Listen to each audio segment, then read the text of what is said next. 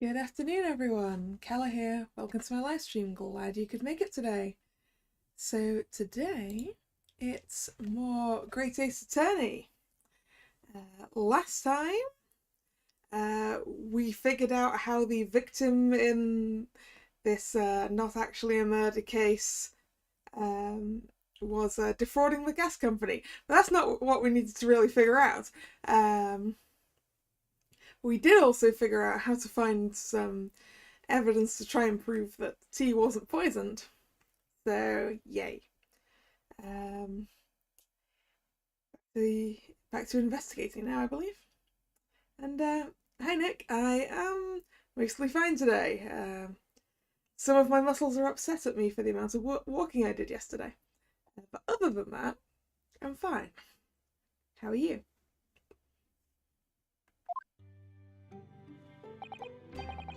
Oh, whoops. I forgot to read the time.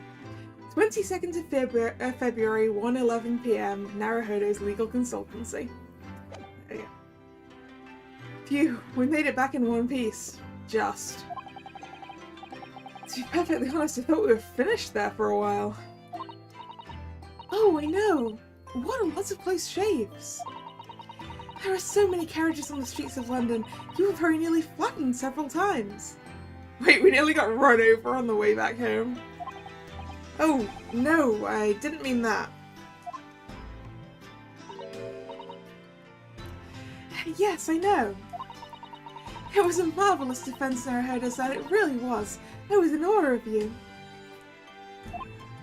Oh, thank you.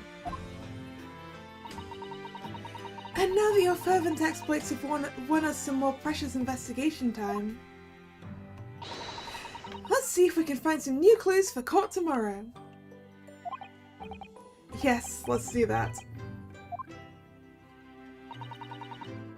Is everything alright? I suppose. I still can't quite believe it, that's all. That I'm here in England, working as a lawyer, I mean. In the Old Bailey, no less.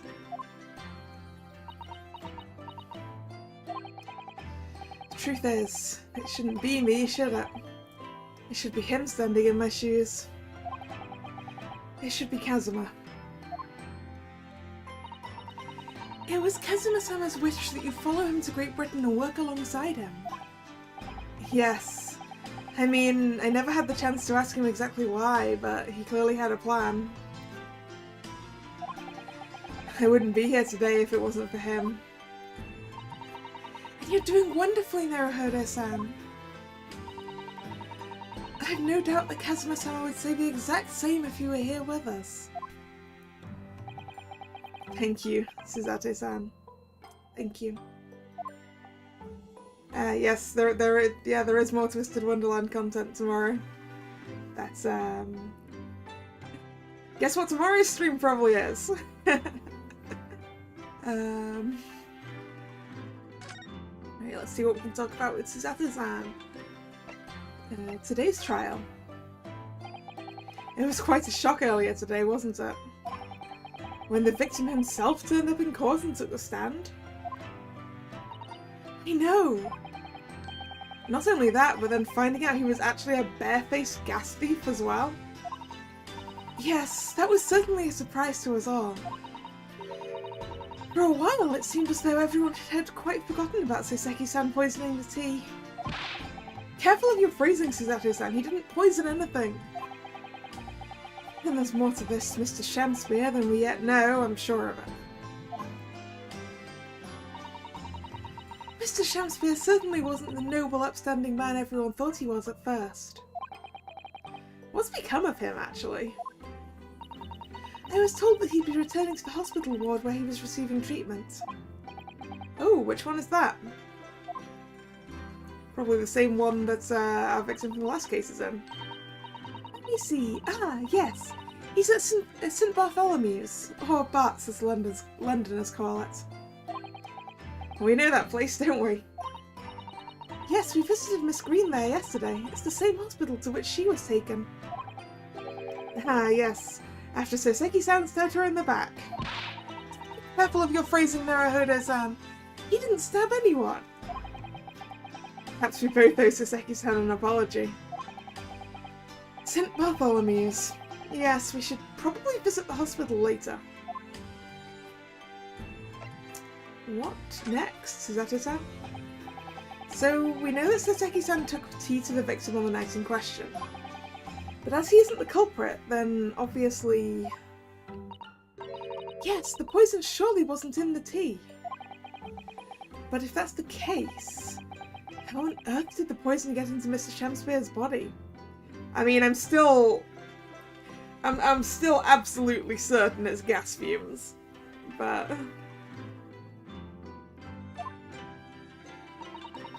I'm sure we'll find a clue at the scene. There must be something in Mr. Shamspeare's room that will help solve the mystery. Well, naturally Scotland Yard detectives have been over the place already. But it couldn't hurt for us to have another look around, I think.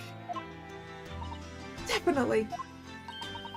And I'm desperate to know the outcome of the investigation into the tea left in the bar of soap. Well, if we run into Inspector Gregson, we could ask him about that. Yeah, gas fumes would be a poetic comeuppance for the gas thief. But what about the poor guy who was in Soseki-san's room before?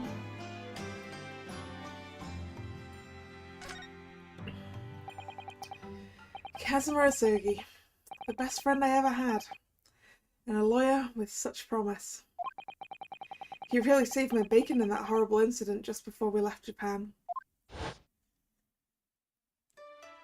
I can still picture him now, looking so fierce and determined in court. And then after the trial, that crazy idea he came up with. As a stowaway? Yes, you can fit inside my trunk if you curl up small enough, I'm sure. No one will know. Kazuma, won't you tell me why? Why go to these lengths so I can accompany you to Great Britain? Well, it's been on my mind ever since we got through that trial. That you really ought to go into law. Be a defense lawyer. You've got a natural talent for it, believe me. I guarantee it. But I've never even thought about becoming a lawyer. Well, I can't force you, obviously. You'll have to decide for yourself. But anyway, London is the cultural capital of the world. The city at the forefront of everything. It can't hurt for you to see it with your own eyes. No, that's true. I suppose, though, if you were to become a lawyer, then one day... One day what? Oh, no. Never mind. Was that going to be one day you'll be a better lawyer than me, Kazuma?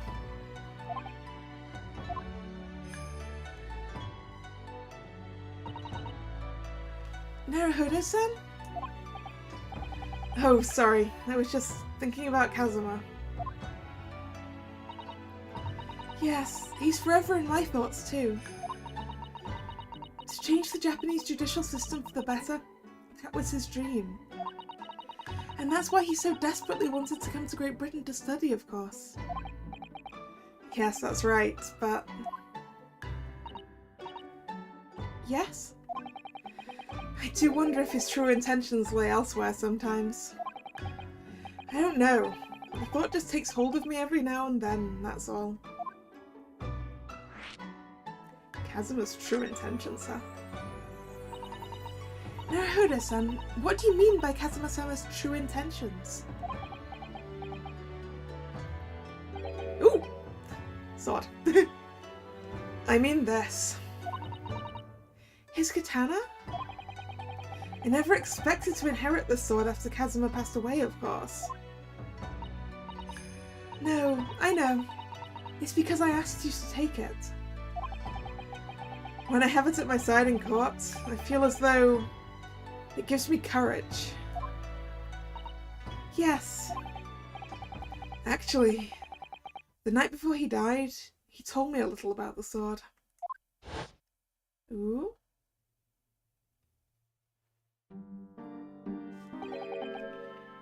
Karuma? That's right, it's a prized sword that's been passed down through generations of the Asogi clan.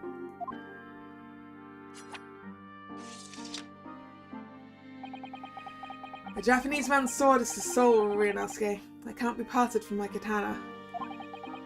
Karuma guides me. I truly believe that.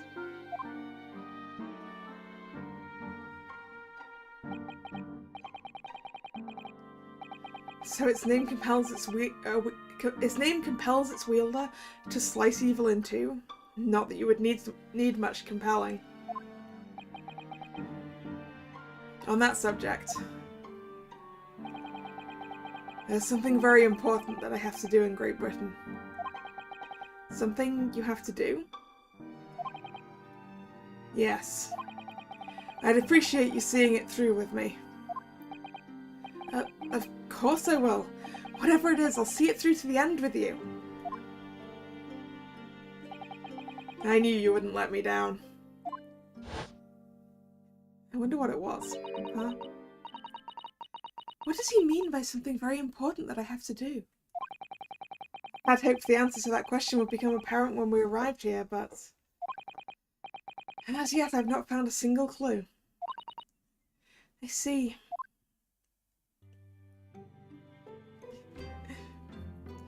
What purpose does Van Zeke's sword have? Not a clue.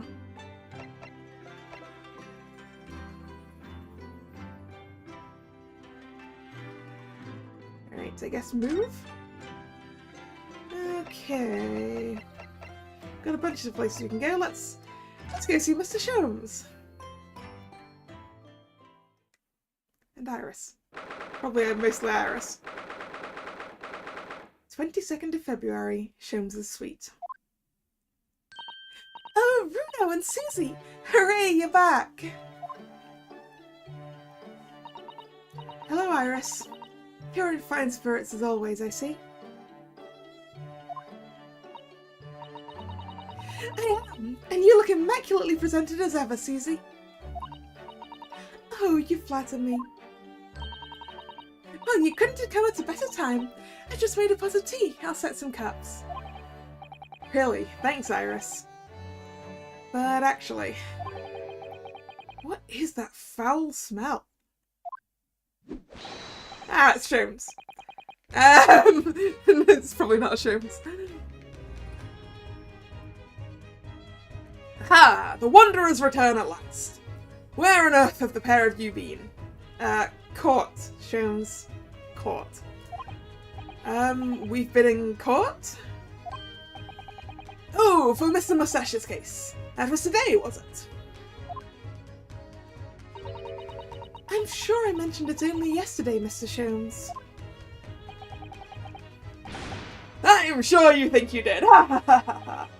Well, we can laugh about it now. So tell me, how did the trial go? Reasonably well so far. We've managed to escape without a guilty verdict, at least. Really? I would have liked to see it. And I must pass the time of day with Mr. Reaper again. It's been too long. How often do you spend time with Van Zeeks, Sholmes? Is Lord Van Zeeks an acquaintance, Mr. Sholmes? Naturally! There's not a person in the world who doesn't know my name, Mr. Naruhodo! Wasn't there someone literally in one of the cases that was doubting Mr. Sholmes was real? I don't remember who that was, though. Not quite what I asked, but still. Mr. Sholmes? Whatever is that odour? Yes, what is it? It's faint, but absolutely awful. Ah, indeed. That's the scent of victory, my dear fellows. Victory in science. It was Van Zeeks, wasn't it? Who wasn't sure Mr. Sholmes existed. I do think you're right there. Oh dear. Alright, I'll bite. What's he up to now?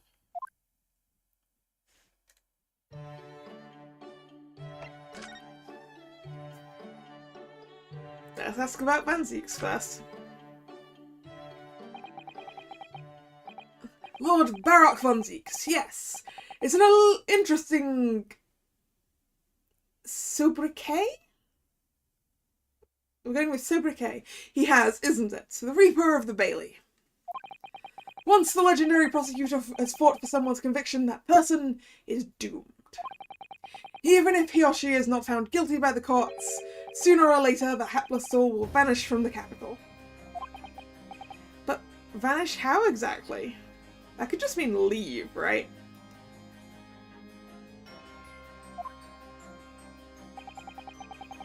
By falling under a passing carriage, or drowning in the Thames, or succumbing to a sudden fever, or quite out of the blue being set upon by a highwayman. There are numerous routes to one's final terminus, my dear fellow.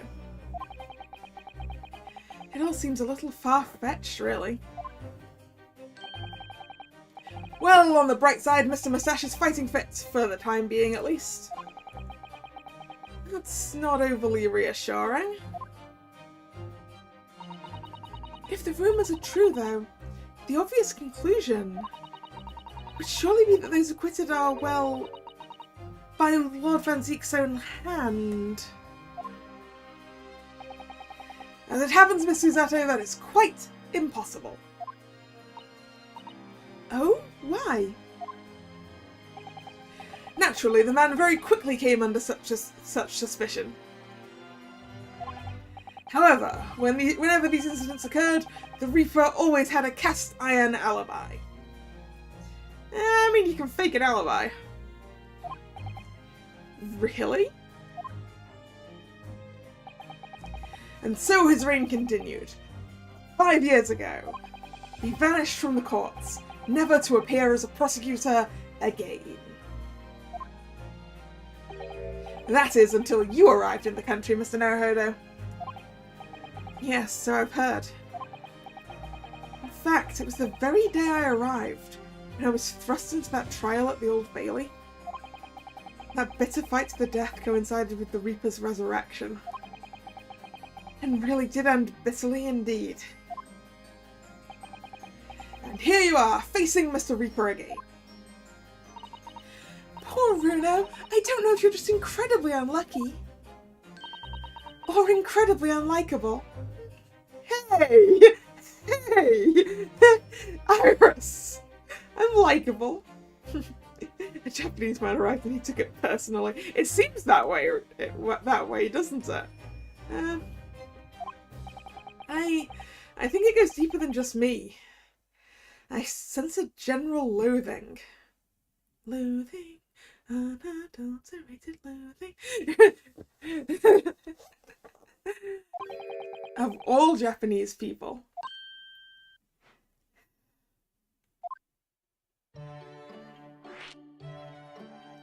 Let's follow this train of thought. With Mr. Natsume, who I'm currently defending being Japanese, as well as Miss Susato and myself, I felt it even more keenly in court today. For some reason, Lord Van Zeke seems to have an inherent disdain of the Japanese. Inherent disdain. You could just say racism. Could just say he's racist.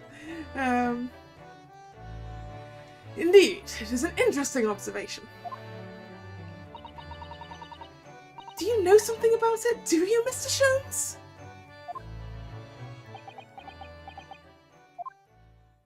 Probably not. Oh, maybe so. It was about 10 years ago that Baroque von Zieks chose to enter the legal profession.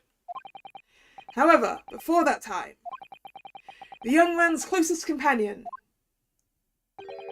hailed from the Empire of Japan. No! What the? Tell us more, Mr. Sholmes. What happened?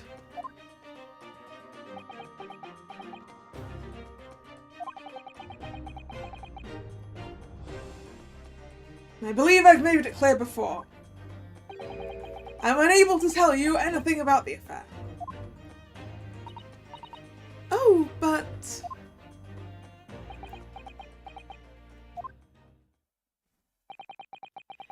The veil will be lifted on the events of the past in due course, I have no doubt.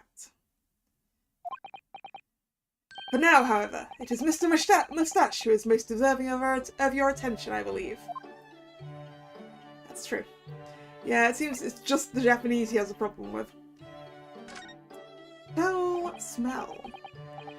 So, what is that indescribably foul smell?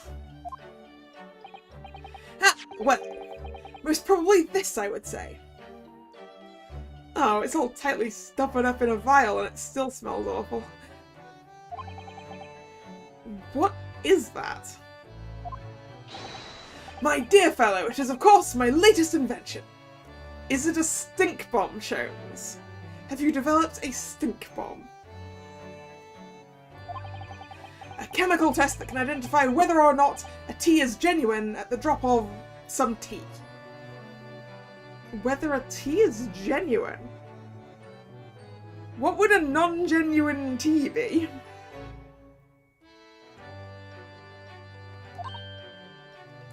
Oh my!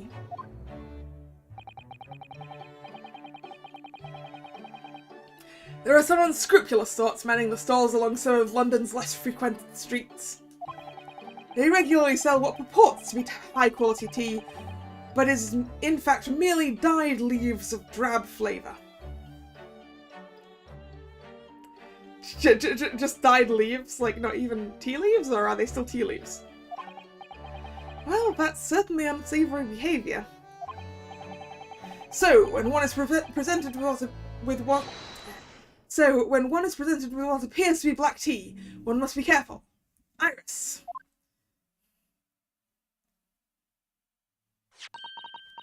Get the ready, Hurley.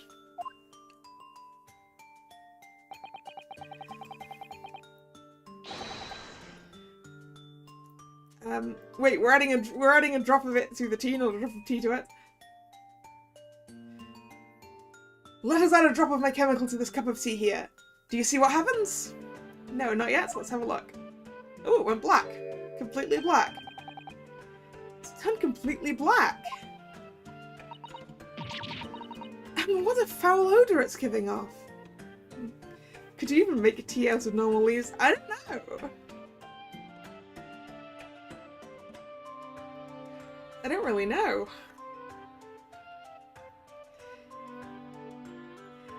I mean, you can make tea out of things that aren't tea leaves, right? And, you know, like the chamomile tea I've got in front of me. Like, this doesn't contain any actual tea, but it's still a tea, right? So I imagine you could...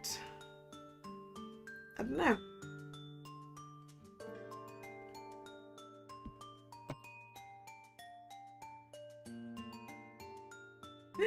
Oh, don't ask me to just try making...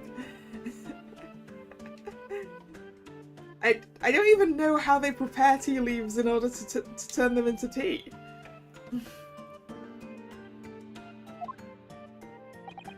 Indeed, the blacker the tea becomes and the more foul the odour, the better the tea is. But haven't you just made it undrinkable, Mr. Sholmes?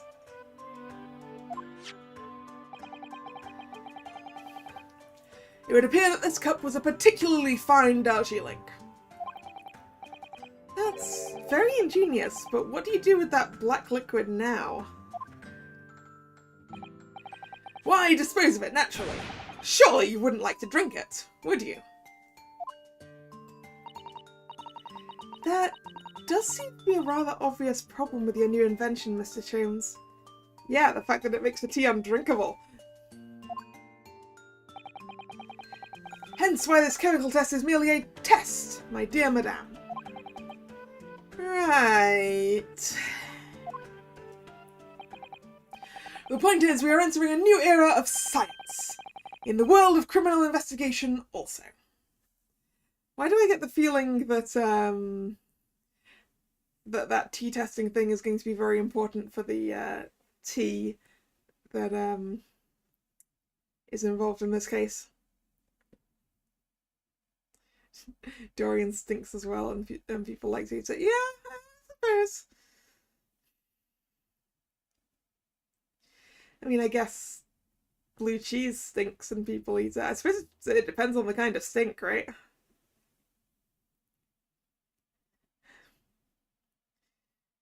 Like, I like blue cheese.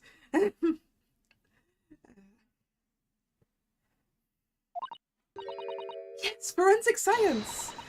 Oh, these are such exciting times! I regularly engage in this scientific experimentation alongside my unofficial consulting detective work. The Sherlock-Sholmes method will be the foundation upon which modern investigative technique is based.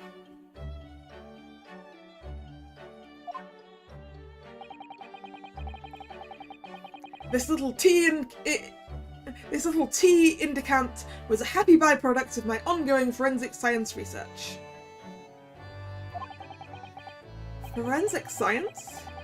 I suppose I should find out more about that. You've never had blue cheese? When I say blue cheese, I mean it's the moldy stuff, but the stuff that's supposed to be moldy.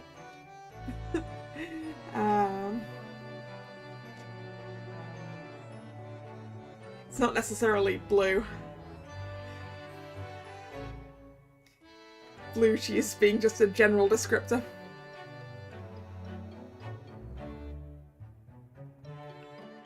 A bluish lasagna? Pretty sure lasagna isn't supposed to be blue.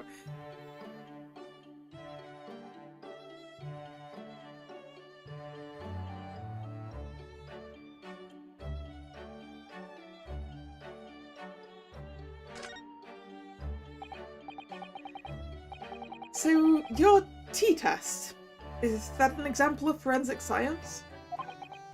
Indeed it is. An essential tool in cases that hinge on the knowledge of whether some tea is of high or inferior quality.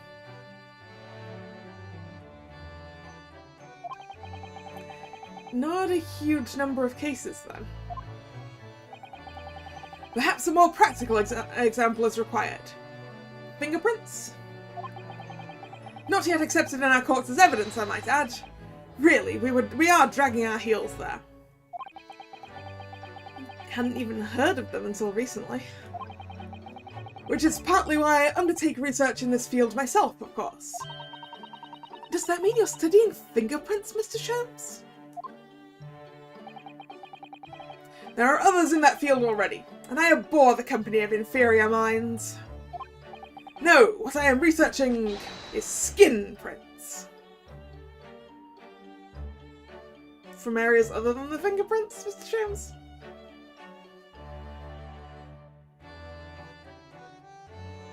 Yeah, Nick, there are some things that you really shouldn't eat when they're growing mold.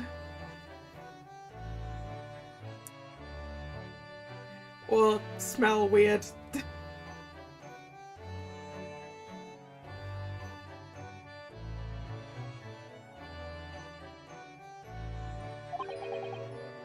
Skin prints. A nomenclature of my own design, as is this chemical agent that makes it possible. It instantly reveals objects touched by whichever person is under investigation. Oh? That also sounds like we might have some use of that, Mr. Sholmes. Brilliant, Mr. Sholmes. As long as it doesn't turn everything completely odorous and black. I assure you, my dear fellows, you will witness my forensic talents in action very soon indeed. Uh-huh. Well, I think we should go back to the scene and see if we can uncover any new clues. That's the spirit, Runo. See you later. Yes, until later. No, Mr. Sholmes, we were thinking you'd come with us. You were? Yes, of course! You said so just a moment ago. You said we'd witness your forensic talents in action. Ah, yes, I do recall saying something along those lines. But you go on ahead. I shall be sure to follow you later, in all likelihood. Probably. Maybe. Well, I might.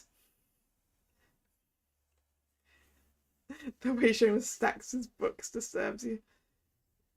I mean, he's clearly run out of bookshelf space.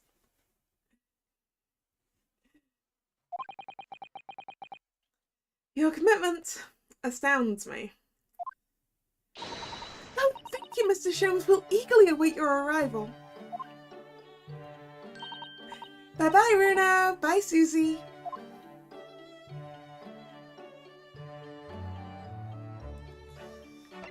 Alright.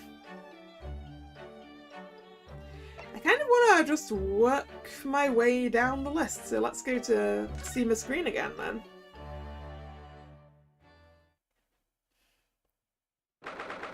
(22nd of February, St. Bartholomew's Hospital, Recovery Ward. What do you suppose is happening? It sounds like some sort of disturbance. Yes, I hear angry voices.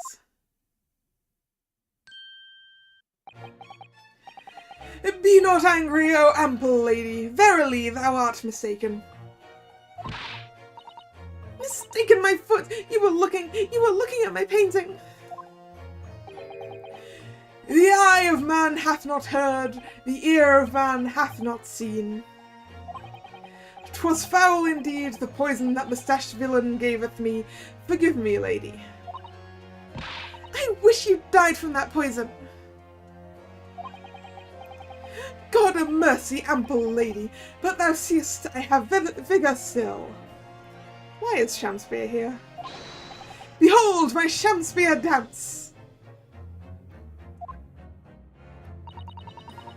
This looks rather ominous, doesn't it?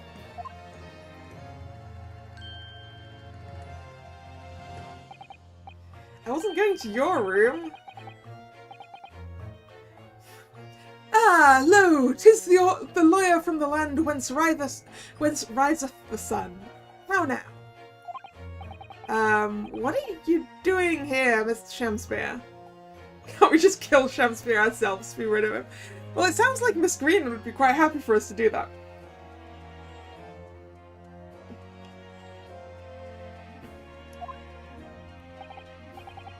Mary, I do believe I am returned unto another ward.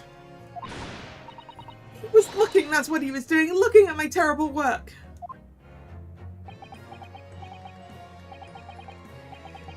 Eastern fellow, so darkly clad.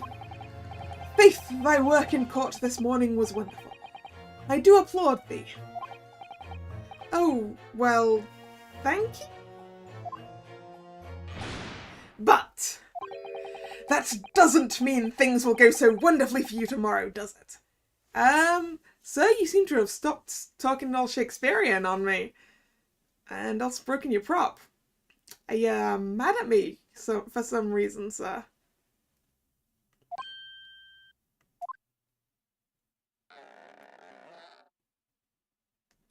You didn't quite get that. Oh, it's straight again. That's fine. Anon exeunt.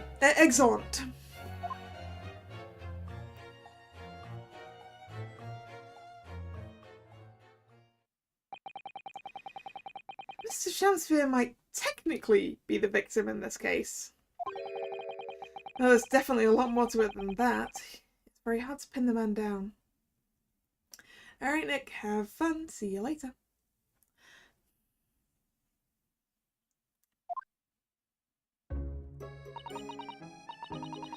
I'm so sorry. I'm such an awful person.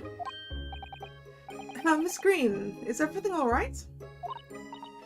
Oh, yes. I mean, don't worry about me.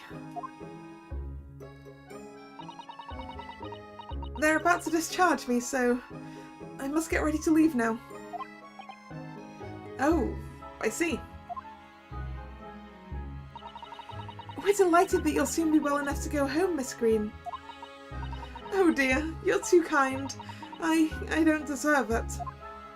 Oh, you do. You're a lovely lady. Oop, not move. Do an examine.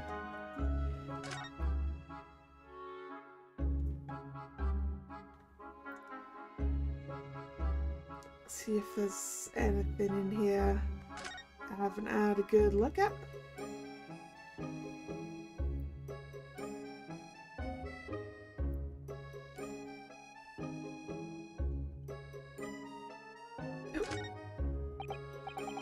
Ah, this looks like the patient's treatment notes. Let's see. Do not feed. What is this place, a zoo? You know, I seem to remember seeing an almost identical sign in our local park. For the pigeons, yes, this is a person. Poor woman, I hope she hasn't read this.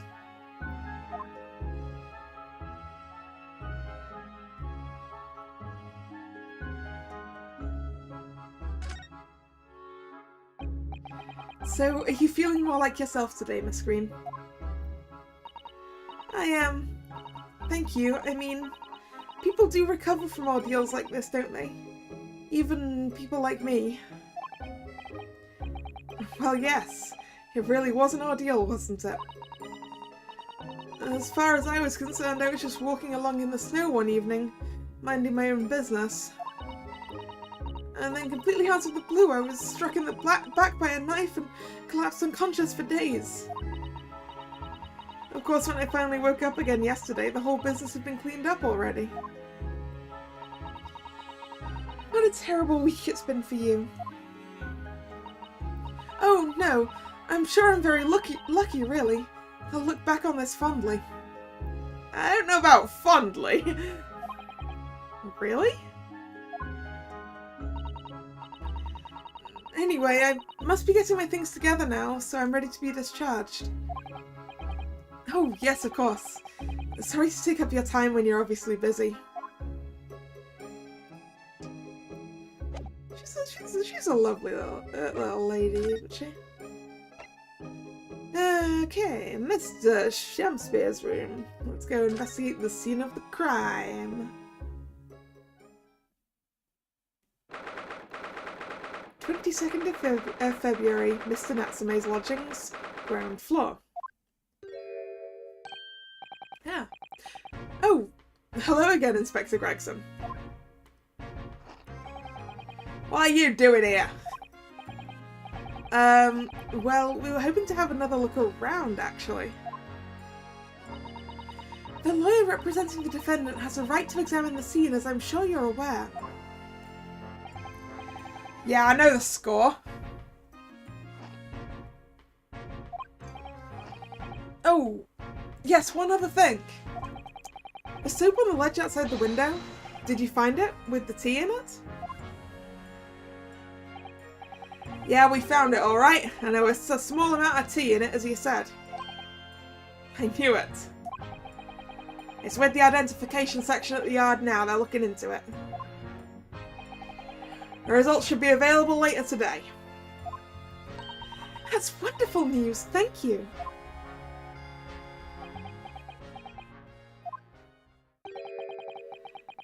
Pretty impressive performance in court this morning. Sorry? Nothing, forget it. Just make sure you don't disturb anything in here. Hey, Mr. Sholmes is here.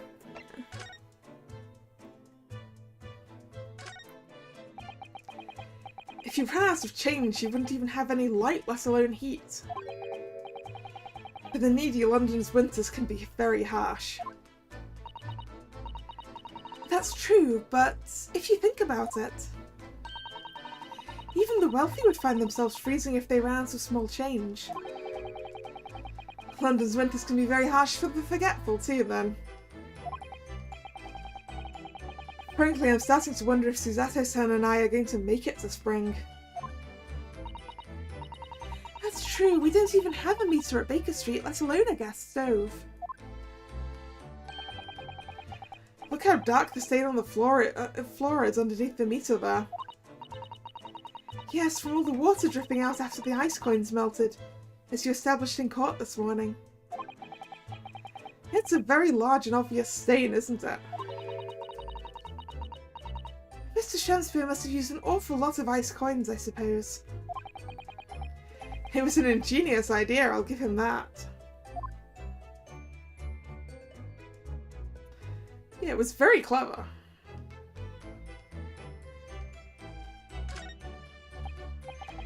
Ah, the ill-fated teacups from which the two men drank on the ill-fated night.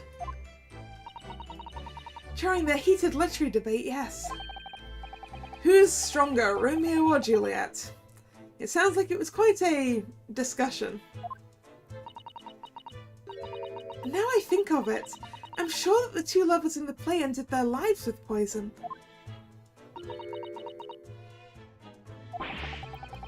That's fiction, Miss Susato. Let's hope it stays that way.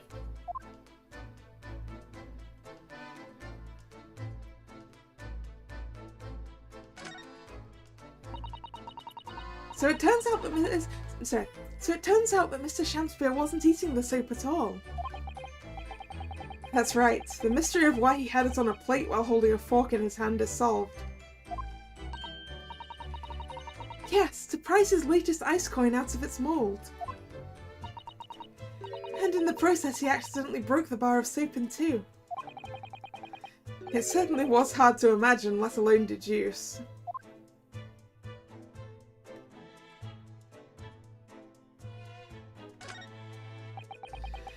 The sun never shines in this room, thanks to that depressing bricked-up window.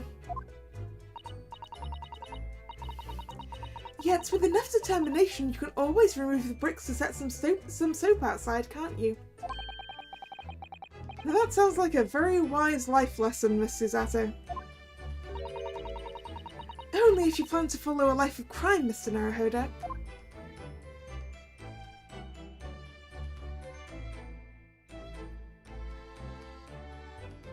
I wonder what that I wonder if that plank's concealing anything, or if it's just a really bad repair job. Ditto with this plank here. That seems to be coming up. We check to there. Start from the left. There's nothing else to look at there. I guess we can talk to Gregson. Are you looking for new clues, Inspector? On Lord Van Zeek's orders, yeah. Don't come back until you got something for me, he says. Yeah. Oh dear, poor you. Yeah, poor me, because we've already searched every bleeding nook and cranny in this place. I don't know what he expects, to be honest. Thank goodness for warm chips is all I can say. Well, at least he's honest.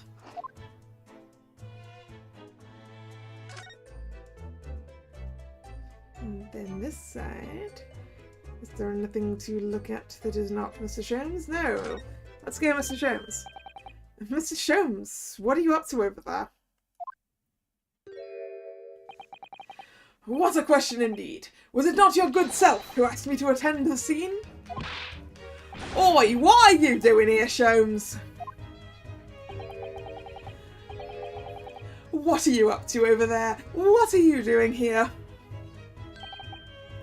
Dear me, once a great detective, one is always under scrutiny, it seems. Is now the time, Mr. Sholmes? Are you about to show us your forensic talents in action, as you promised? With the greatest of pleasure, my dear madame. Ooh, what we're gonna see, what we're gonna see. What's all this? Whoa! All this is precisely what you requested, Mr. Naruhodo. Sherlock Sholmes' sensational skin print seeker gun. Why is it a gun? Why is it a gun, Sholmes? Moments ago, I took a sample from the teacup that was used by the victim. A sample from Mr. Shamspeare's cup. Each individual leaves microscopic secretions on everything he or she touches. If you're taking the thing from Mr. Shamspeare's cup, and we're looking for Mr. Shamspeare's skin prints, this is literally his room. He will have touched everything. Why is this a good idea? A sample of these secretions is all I need to produce this, a refined indicator solution. By liberally spraying the room with this chemical, everything the victim touched is instantly revealed with the aid of these goggles. Oh, so it only shows through the goggles. Here, try them on. Ooh. Everything's blue. There, now spray the chemical indicator about and all will be revealed. Spray? How do I do that exactly? A little press of A on the area you're interested in is all that's required. Like this. What is that stuff? It's like fog. A suspension of the chemical indicator in a pressurized gas, which is the most efficient way to cover a large area. That was another invention that I discovered incidentally while I was developing this idea. As you do. Go ahead, try it, my dear fellow. We may learn something interesting about the victim's movements on the night in question. Well, there's nothing to lose, I suppose. Let's explore. Okay, I want to investigate that over here on the plank. The plank is, I think, important. It's not important. What about this frayed bit of carpet? Yes. The cup. Ooh. Ooh. What's this? What about over here? Up here? The painting? Look, there are dozens of handprints here. So there are, a great many indeed. So much that it's hard to make out any one individual print indeed. In fact, it sends a chill down my spine. Perhaps he was leaning against the wall while he examined this picture? Unlikely, I would say. It's a rather dull scene after all. And without wishing to state the obvious... Oh no, sorry. Without wishing to state the obvious, you wouldn't generally admire a picture from such close quarters, I feel. I suppose it depends on how big the picture is, right? Oh, very true, Mr. Zato. It's a bit of a mystery, then.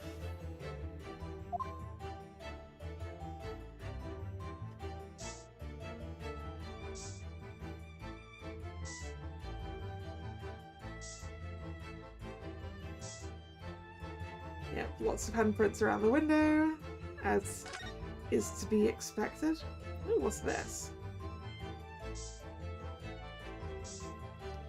There's a lot of handprints everywhere, as expected, since it's literally the guy's room.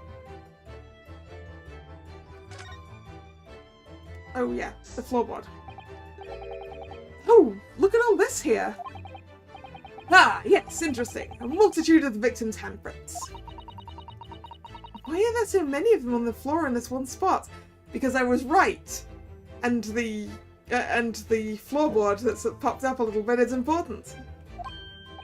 Oh, perhaps he had a bad fall just there. There's nothing obvious that he would have tripped over though, is there? I mean, the floorboard's coming up, but he still wouldn't end up with his hands on it. I wonder. Personally, I often stumble when there's nothing obvious to trip over. I think that's something only a great detective would do, Mr. Sholmes. Well, this is quite a puzzle. Handprints all over the floor. Yes, there's no obvious explanation.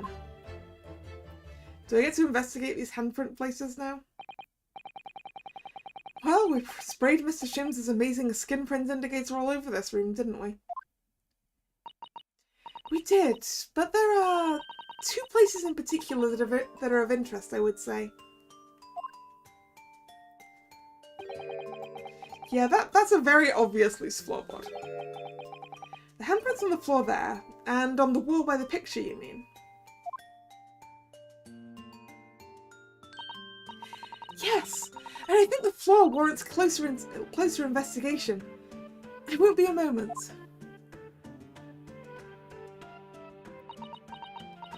If you're kneeling on the floorboard, that's not going to help. Okay, I guess you felt it move. What is it, Miss Susato? Look here, Mr. Naruhodo. One of the floorboards has popped out. One of the... You mean... It's a secret hiding place?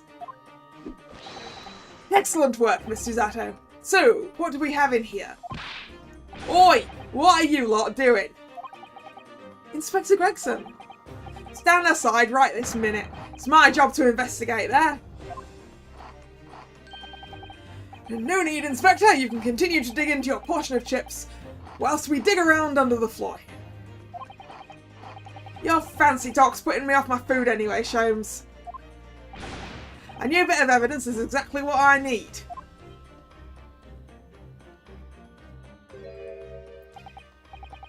You're kneeling on that floorboard as well, Gregson. Wow, a secret hiding place under the floor? What a find.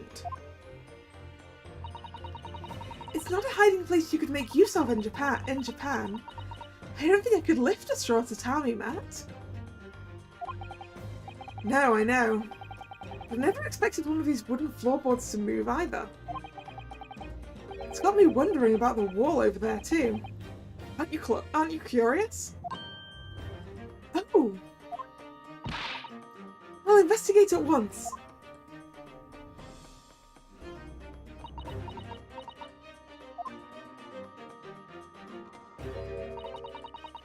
There's nothing behind the picture, sadly. Only the wall. How disappointing. But then, how do you explain the handprints? Maybe he's doing push-ups on the wall. I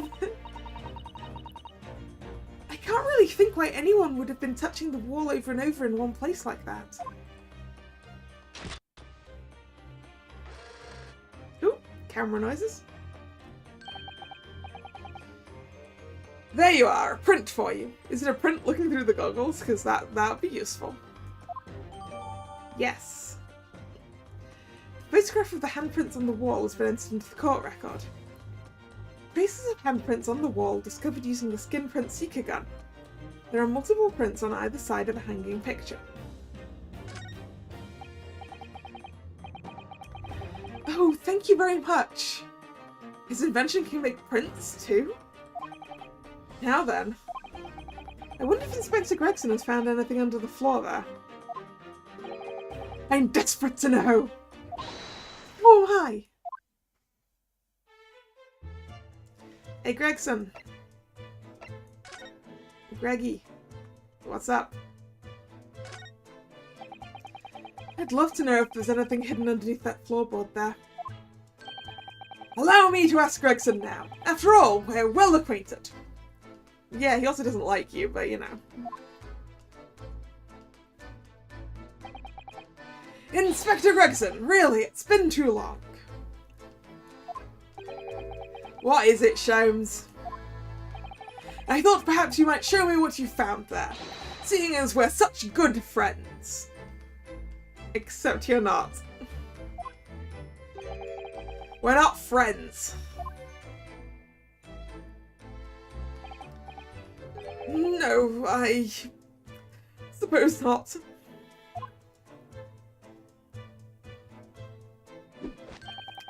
A dismal failure. Yes, I heard. I want to know what was under that floorboard.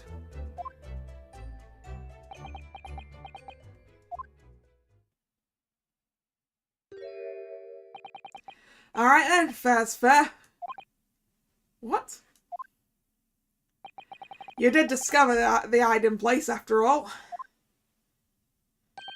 I suppose I should at least fill you in. Really, Inspector? Thank you. Do it quickly, my dear fellow. If there's one thing I know about this man, it's that he blows with the wind, as fickle as the weather. I think that's you, Sholmes. Oi, stop making me out to be some kind of nut.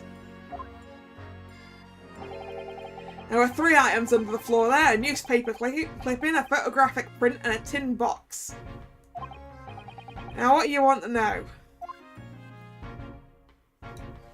I wonder if the tin box could have contained poison, because they were saying he couldn't possibly have poisoned himself. There's no container for the poison. Well, maybe that tin box is a container for poison. Newspaper clipping, please. Looks like this was cut out of the paper about 3 months ago. It's about a convict who got sick and died while he was serving up time in Manchester. How terrible. It made the headlines down here in London as well.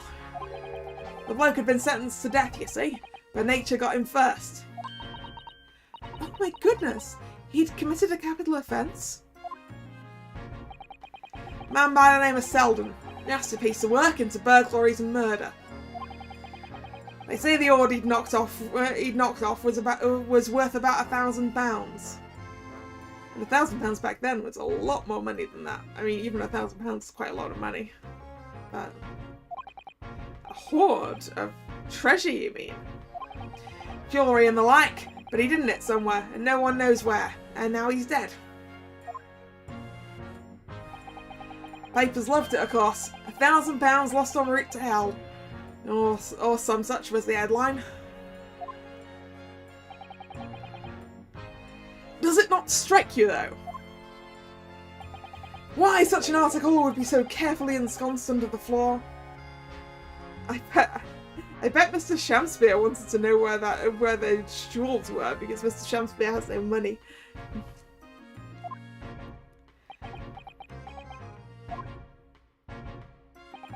I suppose now you mention it, it does seem a bit odd. Perhaps I'd go over the paperwork we got on Selden back at the yard and see if I can turn anything up. The capital offender article has been entered into the court record. A newspaper article about Selden, a criminal that was sentenced to receive the death penalty. However, he died of illness in prison while his loot remained undiscovered. Okay, what about the photograph? What's it of? That's Mr. Garradab and someone else. So this is the photograph I found. Looks reasonably recent to me. Oh, is that Miss Green's brother? Because it looks like Miss Green. Yes, it would appear to have been taken on the street in front of the house here. And the gentleman on the left is Mr. Garradab, the landlord, of course. But who's the young man on the right? Mr. Garradab's son, perhaps? Nah. Perhaps. You can take that print if you like. Really, you sure? We can presume, therefore, that the yard already knows. The identity of the young fellow, that is. I wonder if, I'll go with Mr. Green, I suppose. I wonder if that was the lodger that was in, Soseki-san's room before. The one that died. Maybe. Ah, is that true? Well, it's too bad if we do. Unfortunately for you lot, leaking information isn't one of my pastimes.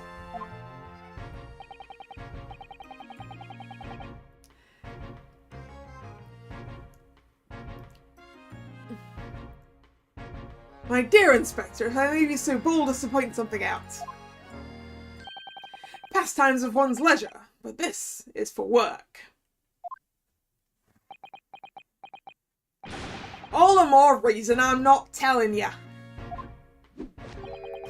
A dismal failure. Yes, I heard. The hidden photograph has been entered into the court record. Photographic print found in Mr. Shanspeare's room. It shows the landlord, Mr. Garrett, together with a young man. I wonder why a photograph like this was hidden under the floor. I mean, Mr. Shanspeare himself isn't in it. Photographic prints are still rare treasures in the East End. I imagine Mr. Garrett was rather delighted to have been immortalised. He probably made a proud present of it.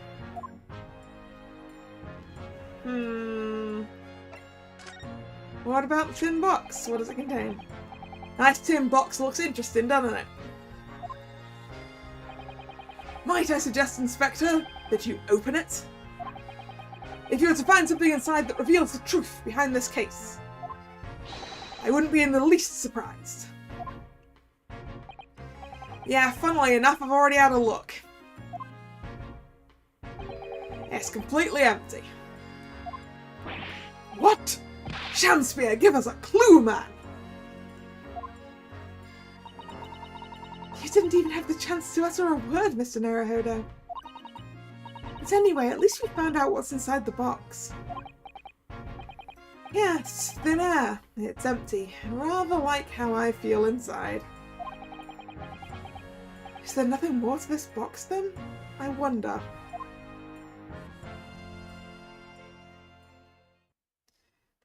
Oh, we don't get to have that in our record, huh? No. Wagahai is here, I see. Actually, I'm gonna look in the court record for just a second, so I can look at our new pieces of evidence. Our handprints. There's nothing really we can do with those. Condemned criminal dies of natural causes in prison. Manchester's Strangeways Prison announced the death of convicted murderer and burglar Selden by natural causes in the early hours this morning. He'd been suffering with fever since the end of October. Alerted by the shouts of his fellow cellmate, medical staff arrived to find him already dead before his capital punishment could be carried out. But obviously whatever it is wasn't infectious, otherwise his cellmate would have caught it too, right? Hidden photograph. Yep, it's a photograph. Okay. So, hi Wagahai. Ooh, you're hiding behind the set. That means the space behind the set. Oh, look, it's that lovely little kitty cat. What was its name? It's Mr. Natsume's, isn't it? I don't think we ever asked him, actually. Why don't we call it, Wagahai? You know, like Mr. Natsume refers to himself in Japanese. I wonder how he got in here. Clever cat. Clever cat has shown us that there's space behind that set and that we probably should have a look at. Oh, wonderful! Well then, Wagahai. Here's something delicious I bought for you from the cat's meat man.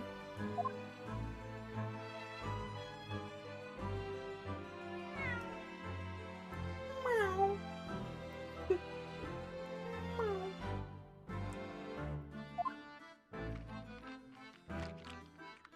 Oh, Wagahai's a cutie.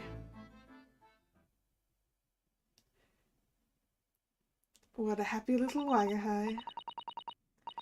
He couldn't be happier now, look. I just hope he can bring some happiness to his owner too.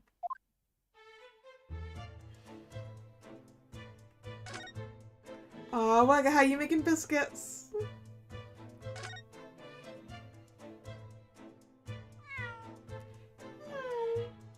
Ooh, big stretch. Big stretch. Meow. That was a cheeky little meow, wagahay. Oh, but he's so adorable. I could sit and watch him forever. Same, Susato, same. But I suppose I better get on with the game, huh? And not just stare at the cats. I think he may not appreciate that after a while. And we have an investigation to get back to.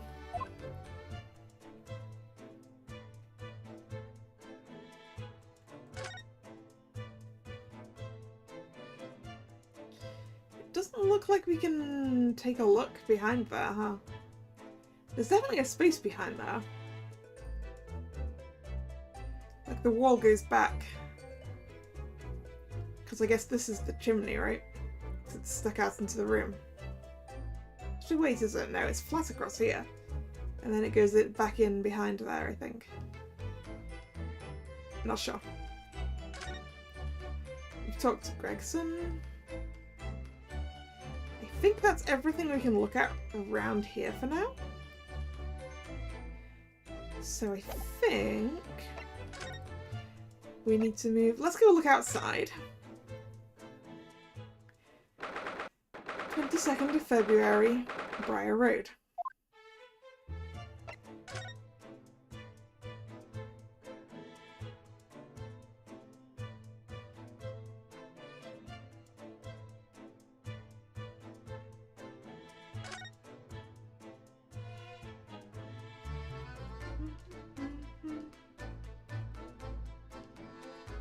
Okay, there's nothing to look at outside that we haven't already looked at.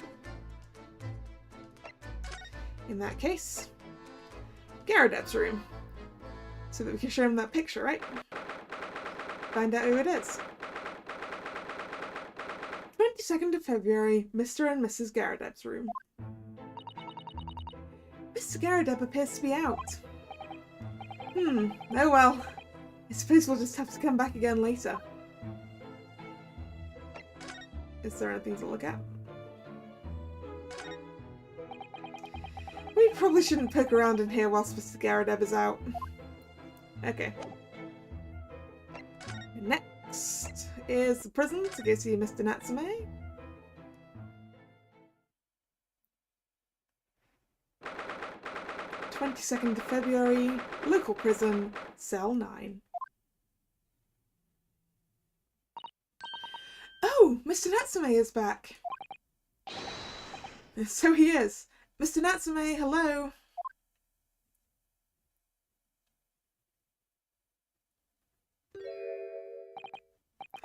I am a cat. Sorry? I don't know who Mr. Natsume is, or Hairlock Sholmes. I don't know about courts or trials or Old Baileys. I am a cat. That's what I am. Just a cat. Mr. Naruhodo, he's trying to escape from reality. He is, isn't he? Hey, let him have it a little bit if it's gonna bring him some relief, right? Trying to, he already has. Completely. So, what is your name then? As yet I have no name. Mr. Naruhodo, he hasn't fully thought out his new identity yet. Maybe it's not too late to bring him back to reality. Do you think you could open your eyes for us, Mr. Natsume?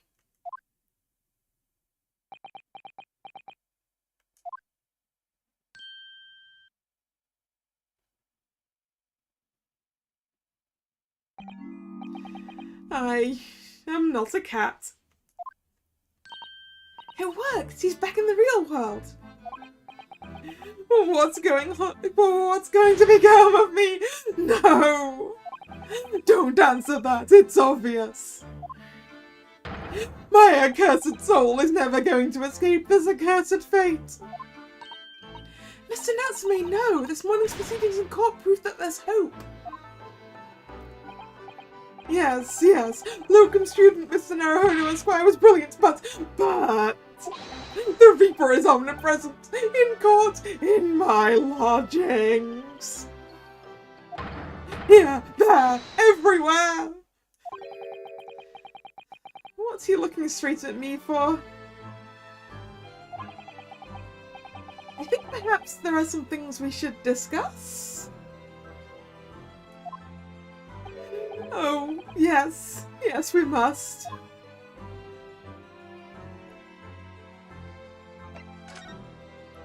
This morning's trial.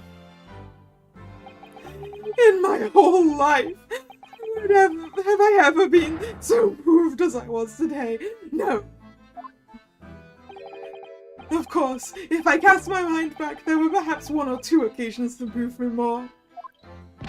But if I just block those out, then today, being in that courtroom was... It was the most moving experience of my life, locum student Mr. Naruhodo Esquire. You're too kind. Scotland Yard found the remaining tea just as we deduced, and are analysing it as we speak. There's nothing wrong with that tea. They won't find a drop of poison in it. That's a solemn, sworn Soseki certainty. Yeah, but it's probably bad tea that you bought from the side of the road. And we're probably going to be using Mr. Shames's is this tea or not indicator to find out. Tell me, did you both drink the tea at the same time that night? Oh, yes, most definitely. Remember, drink tea while it's hot. We both poured it down our throats like it was a hot bath for our bellies. And at the time, you were both completely fine. That's shown by the fact that he and Mr. Shakespeare then engaged in the Romeo and Juliet match. I suppose the focus of tomorrow's proceedings will be how the poison was taken by the victim, then. Mr. Shakespeare. That rotten Shakespeare! What have I ever done to him? You don't recall him taking issue with you over anything you've done recently? I've been holed up in my room immersed in books. I don't recall anything at all. Right. But what I don't understand is why he didn't let me know sooner. Let you know what, Mr. Natsume? About the soap, of course. What else? Oh dear. Are you struggling with such a meager stipend? Of course I am. If I had money, I wouldn't have chosen to live an accursed existence in such accursed lodgings. Oh, yes, you said it's because the place is cursed that it's so cheap, didn't you? Exactly, especially the room that I rent. The spirit of that capital offender who lived there still haunts the place, and it's trying to kill me. Oh! The person who lived in there before is the capital offender from the newspaper clipping. Huh.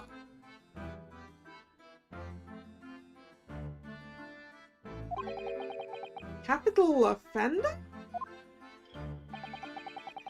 Might I ask, locum student Mr. Naruhodo Esquire, that the next time you visit me, you bring scores of super soft soaps?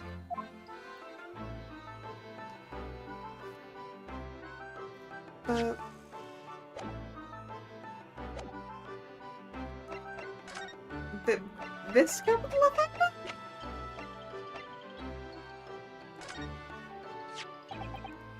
What's this? It's a newspaper cutting that we found in Mr. Shamsphere's room. Ah, so he knew, did he? Sorry? About this man, Selden. The convicted killer and the evil spirit behind the curse that afflicts my lodgings. I do have questions, like, if this Selden guy was a capital offender in London, why did he end up in prison in Manchester? I have questions.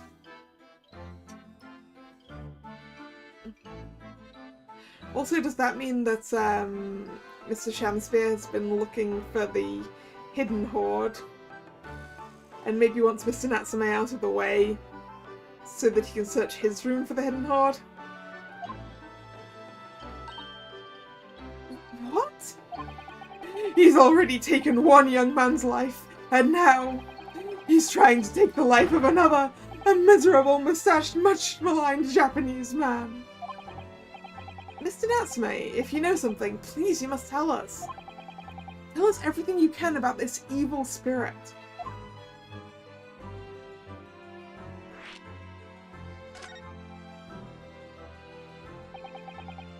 The truth is, I didn't know the details myself until very recently.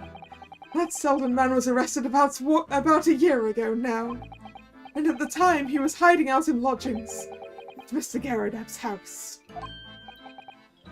What? He lived where you do now? That's right, yes. Exactly where I live now, in my very room. Oh my! Your room was previously occupied by a criminal found guilty of a capital offense? But before his sentence could be carried out, he died in prison. That was 3 months ago now. And that's when it started. The curse. What really is this curse you keep mentioning, Mr. Natsume? It's already caused one death. A few months after the criminal passed away in prison, the man died in the room. The man who rented it after Selden, in fact. The poor lodger, he was found dead in mysterious circumstances. The room was locked from the inside. Locked from the inside? Exactly like the case we're dealing with now. So that's the convict's curse, is it? Yes, well, that was the start of it. I'm not so sure your room's cursed, Mr. Natsume.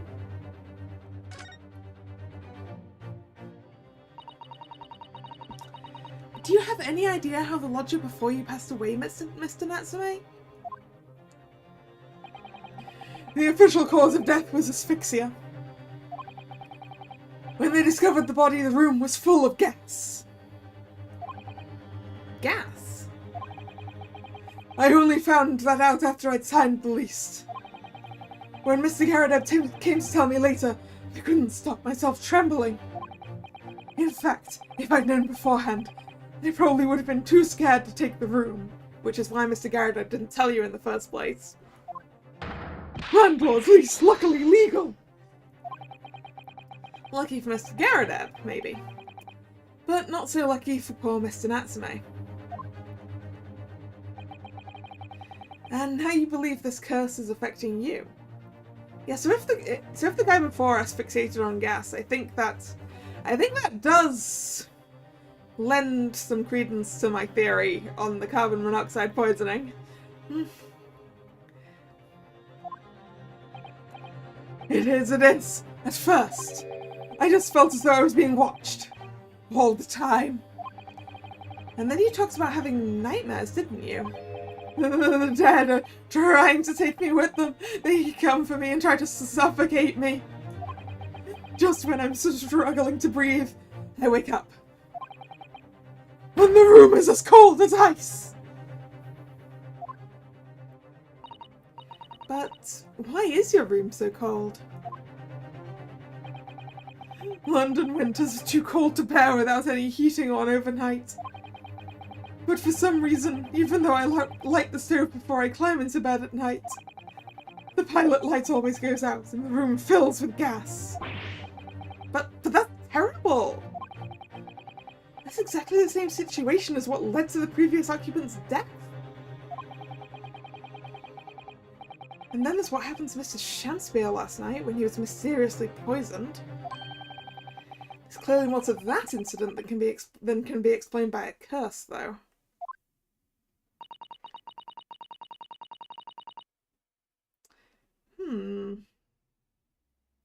Why does the pilot light go out? Huh?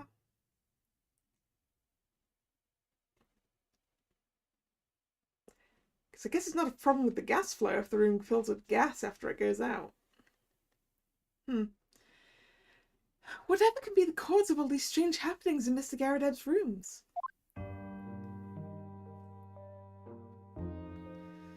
Well, I guess we should go and see if Mr. Garradeb's in now, so that we can ask him about it.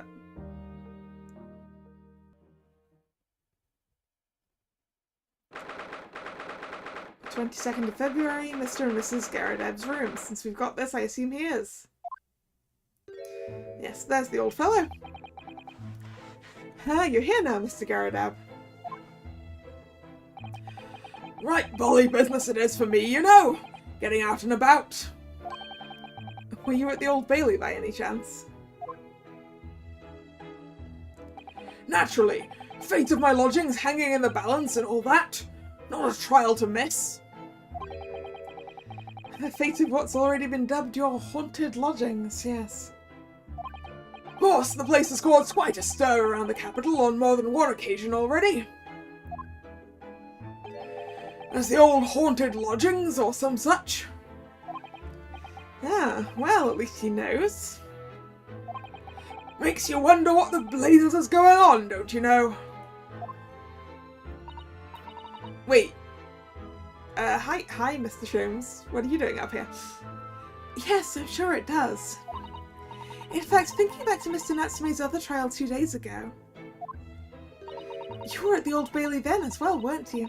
Testifying with your wife about what happened. Stopped off at the prison on the way home, in fact. Beastly business. I see. Oh, don't get up on our accounts, Mr. Garradeb. It's fine if you stay sat down. What with the problems with your leg and all. So, what brings you to my haunted abode today, eh? I've got a few questions.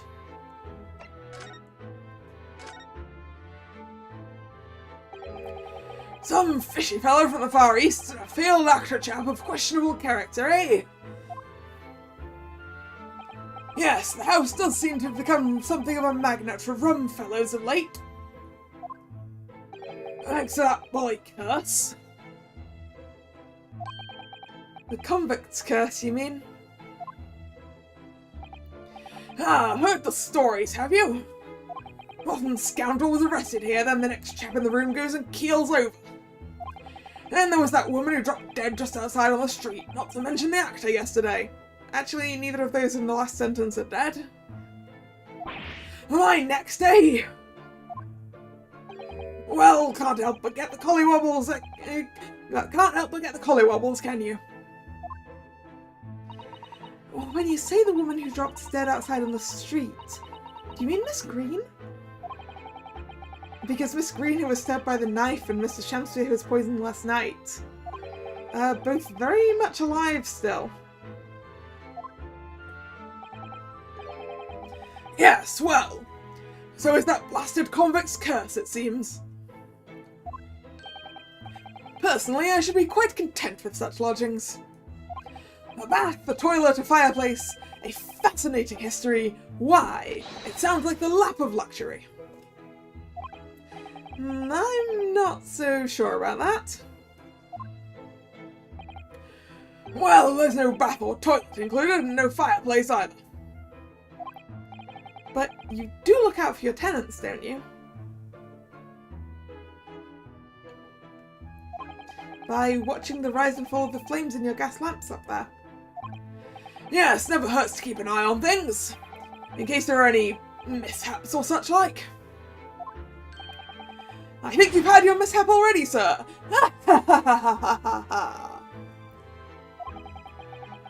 That's not helpful, Mr. Sholmes.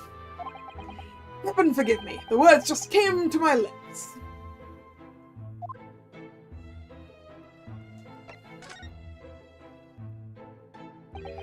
Some fishy fellow from the Far East and a failed actor chap of questionable character. Wait, isn't... what? Alright, okay, he's just gonna start the same way. Some failed actor chap of questionable character, eh? There's no need for that, Mr. Garradab. That's right. Mr. Natsume is in no way fishy. He is undeniably peculiar, however. Is it right that he took the vacancy immediately after... Is it right that he took the vacancy immediately after the previous tenant passed away? Yes, that's right. I asked the estate agent to find someone and he popped up the very same day. Never come across a chap so clean for a place... Nope, try that line again. Never come across a chap so keen for a place with a background, as it were. I don't think it was the room's background he was keen on so much as the cheap rent, actually. So, how long has Mr. Shamspeare been lodging under your roof?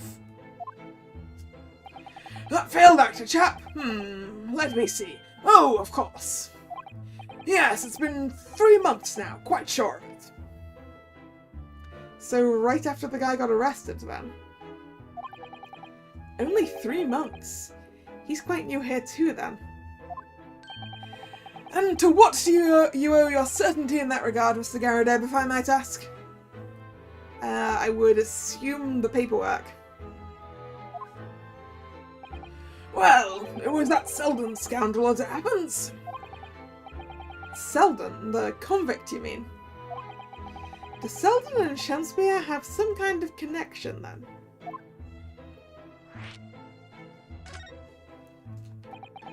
That convict chap, Selden, passed away in the clink 3 months ago now, you see. Some malady or other. Yes, we've seen the report from the newspaper at the time.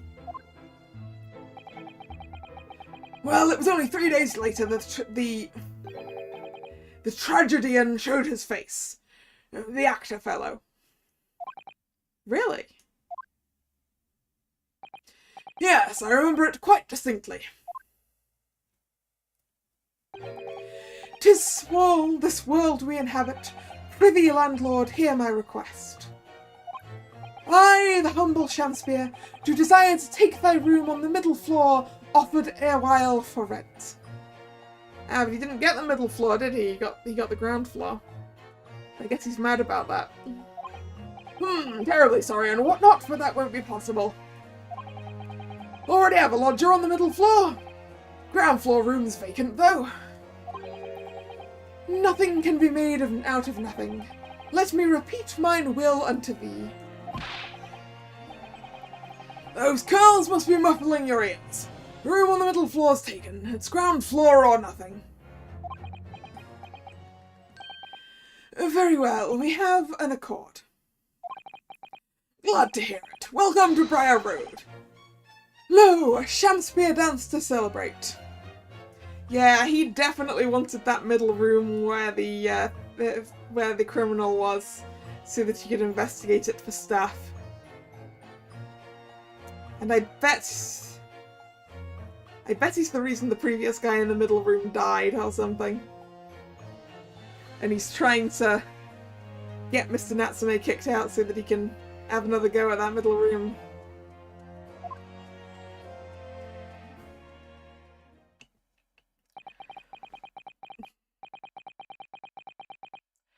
From what I heard in court today, it sounds like the chap was thieving gas. And he was 3 months in arrears with the rent too. Yes, the fellow was a bally player, all right.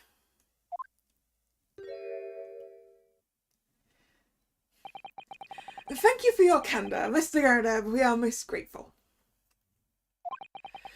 of appreciation, allow me to say one or two words. Give me my robe, put on my crown. I have immortal longings in me. What's happened to you? Is that a Shakespeare quote? Shakespeare, my dear fellow, one of his most famous lines. I wish to divulge my own learnings of the subject. For I have a turn for literature too, you know. Perhaps you could turn your attention to more apt lines, then. Okay, wait, no. Not court record. We need to go to present. I want to know about this picture, Mr. Garrett.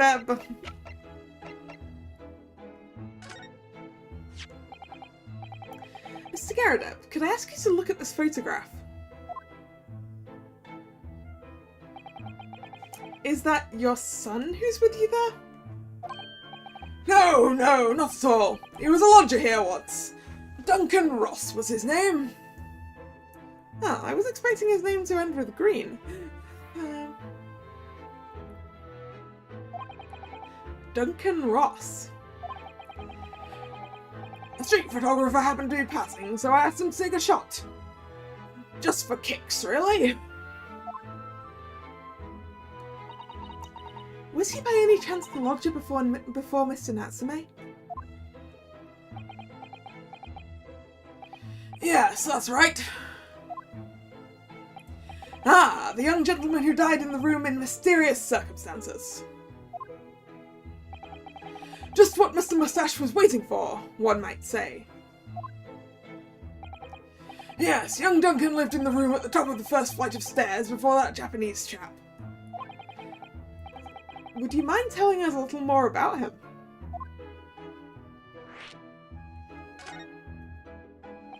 Yes, Duncan Ross. The young chap was attending art school, had to work to pay for it, mind. Moved into the middle floor room about a year ago, after that criminal Selden was arrested. Young students are always on the hunt for rooms with a history behind them. By which you mean rooms with cheap rent. A history of cheap rent, maybe? Yes? Yes, well, anyway. It was one morning about a month ago now. Hadn't quite worked out that old trick of watching the gas lamps to see what my lodgers are up to at the time. So sadly I was rather tardy to discover what had happened. The smell of gas that alerted me it was. Yes. Synonymous with the smell of death. Called the police straight away, of course, and the officer kicked the door off its hinges. But once we got inside, we all bolly collapsed. Because of the gas. Yes, room was full of it. No air at all. Hello, the Star Jinxed. Welcome to the stream. How are you doing today?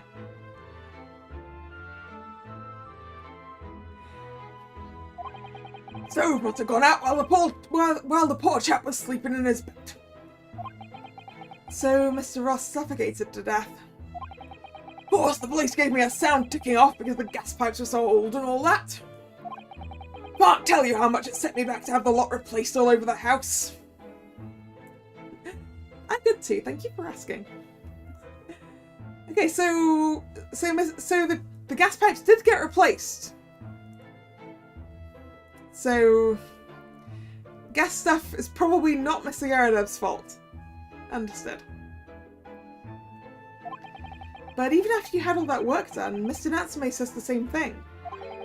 That the stove goes out at night whilst he's asleep in bed. Well, that's the bolly curse! The convict's curse! I've done my duty as a landlord now! Someone's feeling defensive?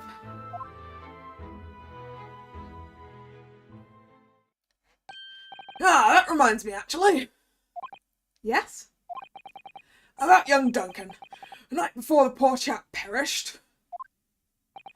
He'd been writing a letter of affection to a young lady. Oh, sorry, so not Miss Green's brother, her boyfriend? love letter, you mean? Yes, where did I put it now? Yeah, here it is. Left it on my desk. If you'll excuse me, let me see now. What does it say? To my most beautiful and charming sweetheart. Do you think that we should be reading such a personal piece of correspondence? Who do I really like in this game? Sholmes is a lot of fun. Sholmes is a lot of fun. He's an idiot, but he's a lot of fun.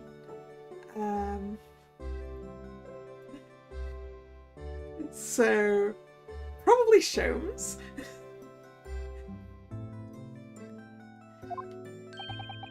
My dear Miss Susato, that is precisely why I prefaced my reading with, if you'll excuse me. I will not excuse you, Mr. Sholmes, no. Oh, but I want to know what's in the letter. Sadly, you didn't address it, though. So I've no means of delivering the thing. Rather sad, really. You like Iris and Susato? Iris and Susato are great, too.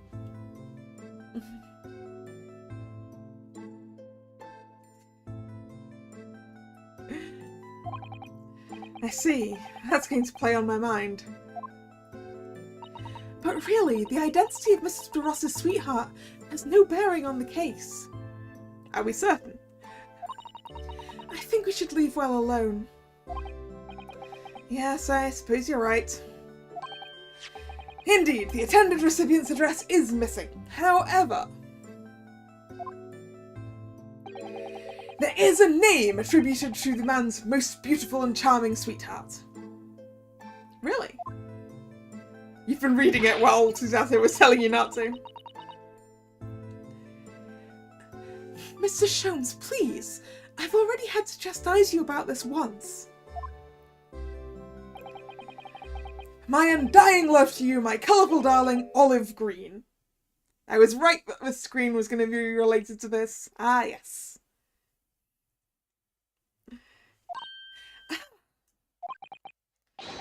Olive Green? The woman who was plunged into a coma after the knife plunged into her back outside this house 5 days ago? Oh dear, not too many spoilers, okay?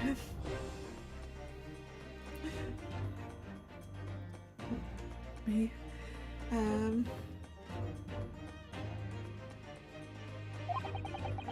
The victim of the last case Saseki-san was in court for, who regained consciousness only yesterday. Oh, was she walking by this house because her beloved used to live there? That would be cute. Is it just chance that her name has come up now? Could it possibly be a mere coincidence? Mr. Naruhodo, whatever can this mean? I think this means that we need to deliver a letter. Reading personal correspondence can have its merits, you see, Miss Susato. Ha ha ha ha.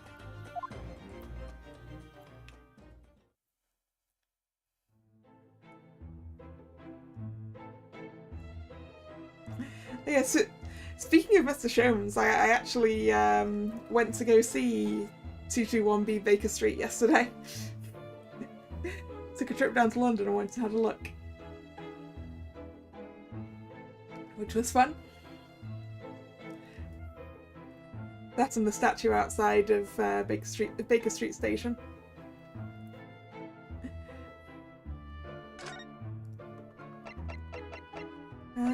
I think can I ask about the capital of Vendemore? Mr. Gyarados, could I show you this?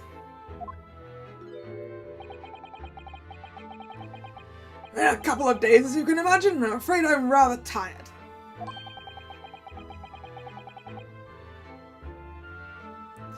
Haven't got the energy in the old eyeballs, to be honest with you. Some other time, then. Okay, I can't ask about that. Alright. I guess I'm probably done here. Where should we go now?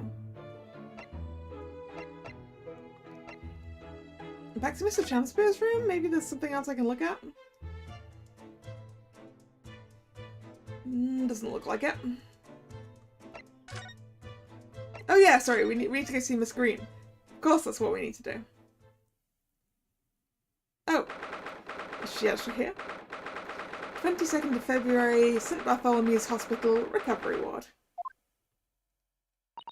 Mr. Naruhodo, I've just finished speaking with the doctor. It seems Miss Green is well enough to be discharged at last. Oh, that's good. This is good news, but hopefully before she leaves. Ah! What is it?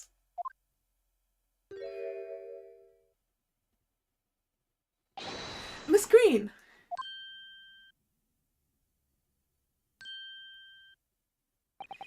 Do I want any help now? I'm fine.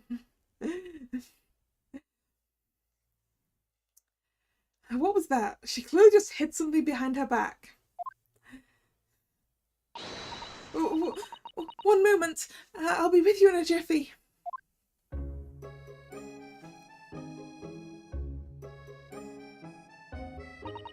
Oh, hello everyone. What are you all doing here? The doctor has said I can be discharged, so I'm just getting my things together. Miss Green, what were you just doing? Oh, nothing, really. I was just about to take some medicine the doctor prescribed for me, that's all. Well, we were hoping to have another quick chat with you, if that's alright. I don't really have anything else to tell you. Alright, she's definitely behaving strangely. Let's see if we can't coax something out of her.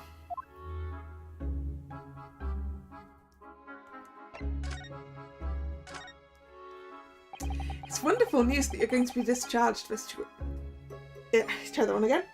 It's wonderful news that you're going to be discharged, Miss Green. Oh, yes, I mean, thank you. Once people are better, the hospital staff don't want them lingering and wasting space. Not people like me, anyway. So I don't think I should keep anyone waiting. I probably shouldn't stand around and chat. She certainly doesn't seem to be in the mood to talk, that's for sure. Oh, we should probably present her with a picture of the dude, right? Miss Green, we were hoping to ask you about someone. Mr. Duncan Ross. You knew him, didn't you? Oh no! Oh no! Oh no, I'm so sorry. The bottle of medicine fell down when she did. Oh, Miss Green, are you alright?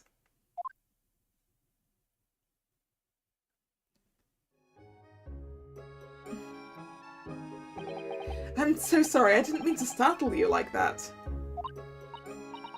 No, it's alright. I just wasn't expecting it. You think it's Bob Ross? That makes a lot of sense. Sometimes I don't get the puns immediately. Yes, Bob Ross makes a lot of sense.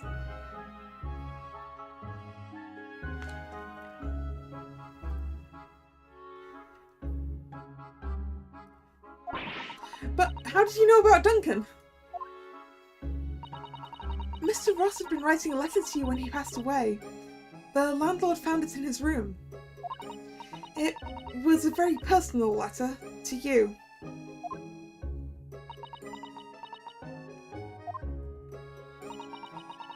It was at the art school. That's where I met Duncan. A year ago now. He was working to fund his studies. He dreamed of becoming a professional artist one day. And the two of you became romantically involved? Yes, that's right. We were very much in love. We were engaged to be married, actually. That's why he decided to move into a cheaper room, to save money for the wedding. Oh no!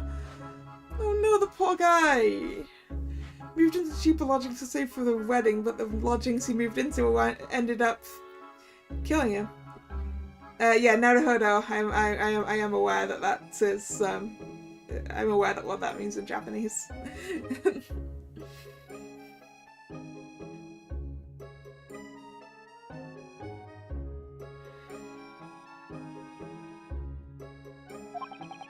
And that's what led him to Mr. Garadev's...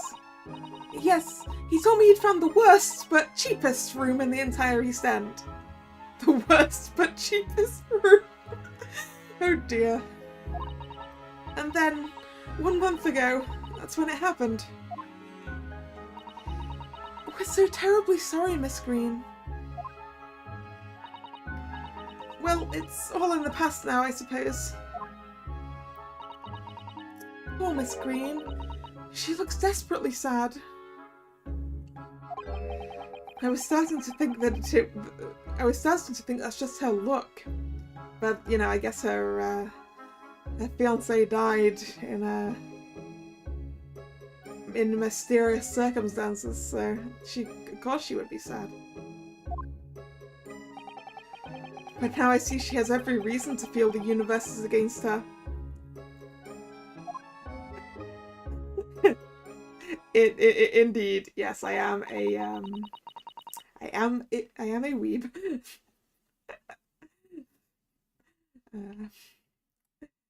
This is true. I do hope you won't think I'm being rude, but would you mind leaving me in peace now? I have to leave the hospital soon. Oh, I'm so sorry. We didn't mean to hold you up. Oh, which person do I think this is? It's probably... Is it Shamsby? Or is it the inspector? Mr. Naruhodo. We'll redo it. Oh, it was Sholmes. I didn't think it was going to be Sholmes. Mr. Naruhodo, surely you are not about to leave. That's quite out of the question. What, Mr. Sholmes? I didn't realise you were here. But of course I was, my dear fellow. Watching intently from the shadows as always. Well, make your presence known next time. Oh no, the rat! The rat! The rat's dead! That was poison. She was trying to drink poison. The poor rat! The poor rat! Mr. Sholmes, what's this about? Oh, poor rat. Something which occurs to me with some regularity, Mrs. Atto, is this. Why do detectives insist on such an ex post facto modus operandi? Why solve a case after it's happened? Instead of preventing a case before it happens. That is what sets a great detective apart. What do you mean? There is a case waiting to happen under our very noses, Mr. Naruhodo. So let us avert disaster. Let us prevent this case from ever happening with nothing but careful observation. Alright. All the clues you need are set before you. You need only look, and you cannot fail to see. Yeah, there's a dead rat, because it drank the medicine. Medicine. You can do it, Mr. Naruhodo, I know you can. Alright. Let's examine the dead rat.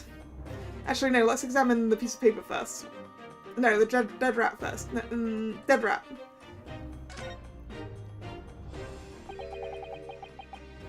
That mouse seems to be dead, look.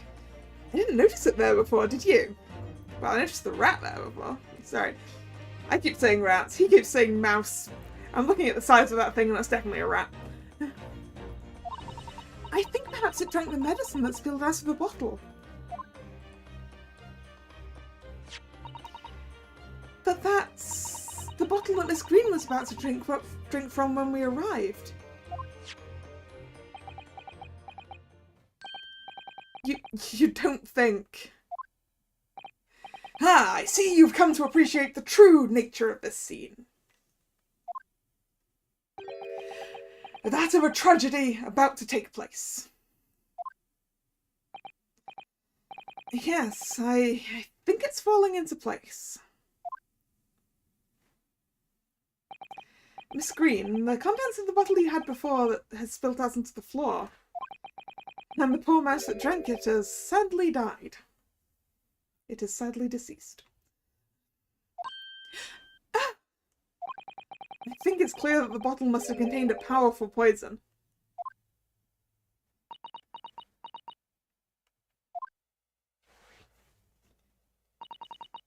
Don't worry, I will attend to the mouse presently. Oh, you're going to remove the dead mouse from the equation? Miss Green,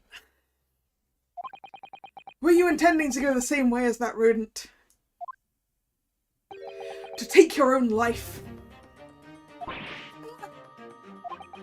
Once we'd left, you would have put it to your lips again, wouldn't you? And taken the poison. No! Miss Green, please talk to us.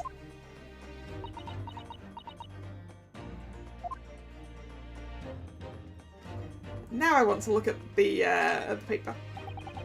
It definitely feels as though this card must be relevant. I mean, when we first arrived, Miss Green was standing with us in her hand in what can only be described as a very tense atmosphere. Yes. It may very well be related to whatever incident Mr. Sholmes believed was about to happen here.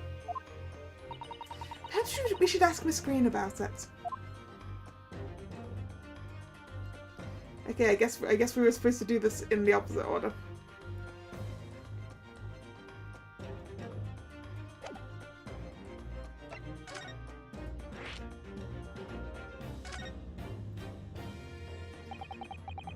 "10 seconds later and we would have arrived at a very different scene here. In all probability, we would not have enjoyed this most delightful conversation. Of course, perhaps it hasn't been quite so delightful from your perspective, Miss Green.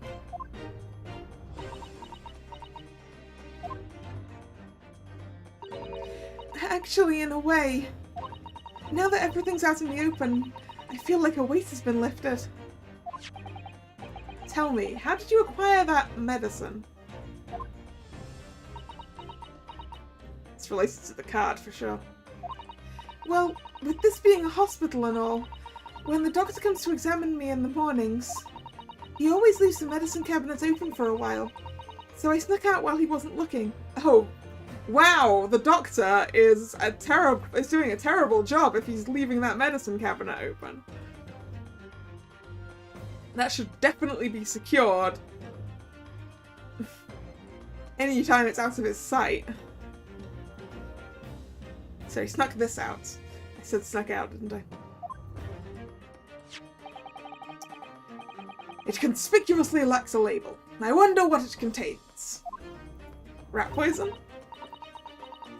I'm afraid I don't really know. But I thought, if I drank it, it might just stop the pain somehow." "Oh, please, Miss Green, don't talk of such things." "Well, it seems clear now that it contains poison. Or at least something that's poisonous to rats." "Yes, that poor little mouse is proof of that." "Oh no, oh, it's all my fault. What have I done?" "I shall remove this to my office, Miss Green. I take it you have no objection." "No, none." Okay, the card.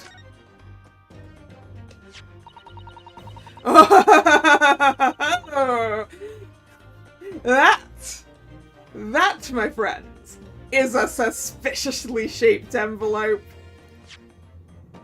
A suspiciously shaped envelope.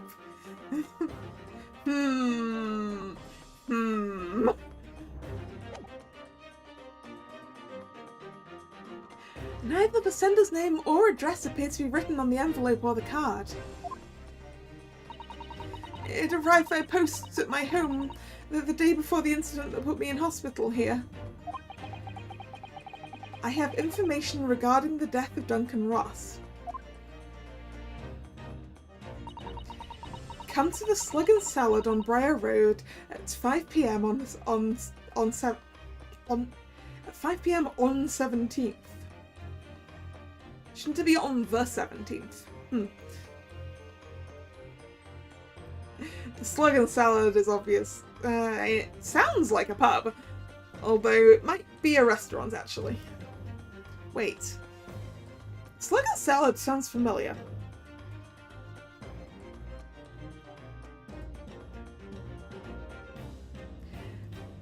Ah, yes.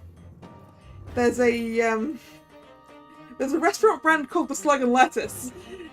That's why it sounds familiar.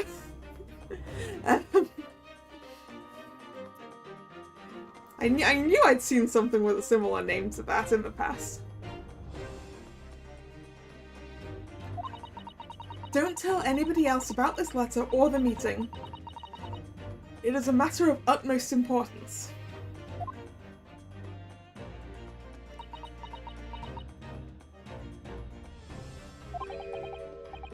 Wait a minute, the 17th of this month? That's the day you were stabbed on Briar Road. Well, I guess that would be why she was on Briar Road. And 5 p.m. is precisely the time when the incident occurred.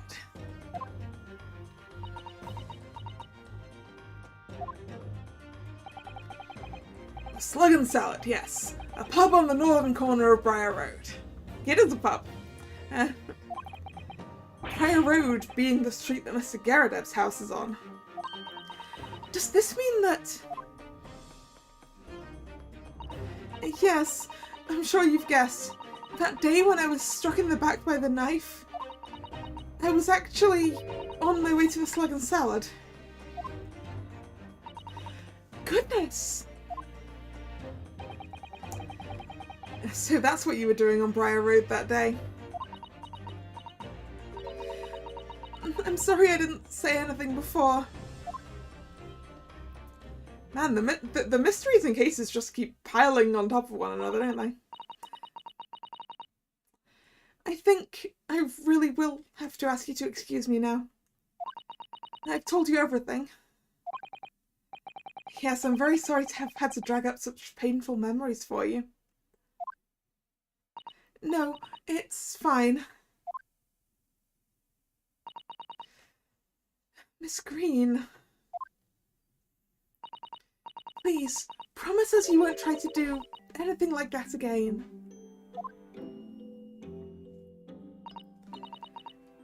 Yes, don't worry. Your detective friend has the bottle now, anyway. And besides, I've been stabbed in the back and had a close shave with a bottle of poison, and I'm still here. I think I'm destined to see things through to the end.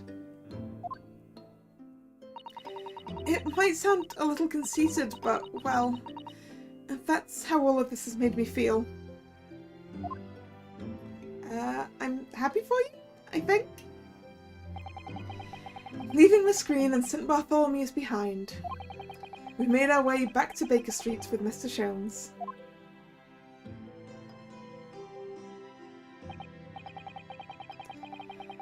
Well, it would appear we've reached the end of the investigative trail for today. Yes, it's late. And Mr. Naruhodo, did you discover anything that may be of use to you in court tomorrow, do you think? Maybe? Details about Mr. Shanspeare, Mr. Garadev's lodgings, convict Selden.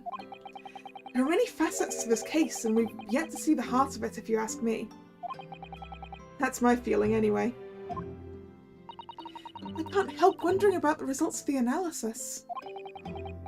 Into Mr. Natsume's tea, you mean? Yes, will they have found strychnine in it or not? Well, I fear that either way, it will be hard to escape the grip of our friend Mr. Reaper. Oh dear. Yes, Baroque von Zeeks. But I wish you every success, of course. And though I was late to rise this morning, tomorrow will be a new dawn. I intend to spring from my bed at a crisp hour and attend the trial. Mr. Sholmes, you're going to come? Indeed. Whatever happens, I shall be there. Assuming my eyelids cooperate in the morning. Yeah, that's quite a big assumption, isn't it? Well, I think we've done all we can. All that's left is to remain focused and keep fighting for Mr. Natsume's case until the very end.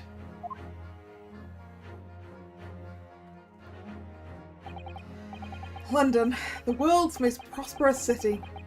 Home to some 6 million people. But away from the razzle-dazzle, down back alleys and behind bricked-up windows, the lonely lurk. Soseki-san had battled long and hard with loneliness during his many months here. And so I felt honour bound to battle equally hard for my compatriot, to lift the curse that gripped him. As Mr. Sholmes said, tomorrow would be a new dawn for all of us.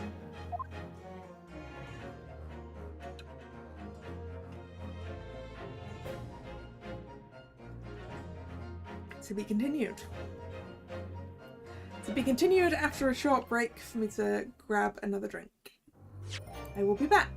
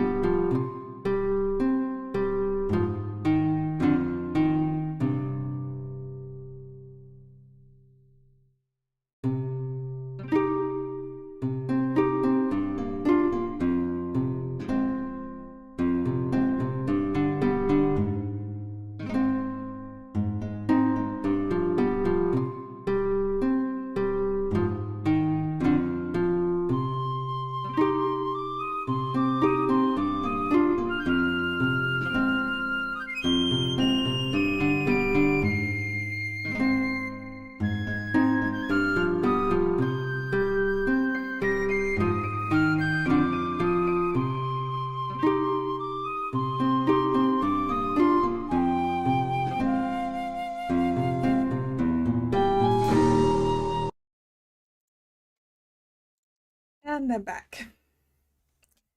Alright, into the next courtroom section. 23rd of February, 9:23 AM, the Old Bailey Defendant's Antechamber. Whoa! Too close, Mr. Natsume, too close, too close, too close.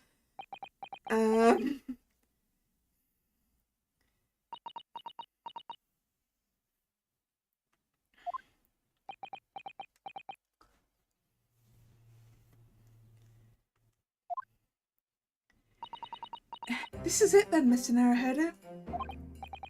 Yes, it's time to put an end to this now. To the miserable curse that's been plaguing Mr. Natsume. To everything. And in my own small way, I shall do everything I can to help you. I always appreciate your help, Mr. Zato. Suffering Soseki selfishly sidelined.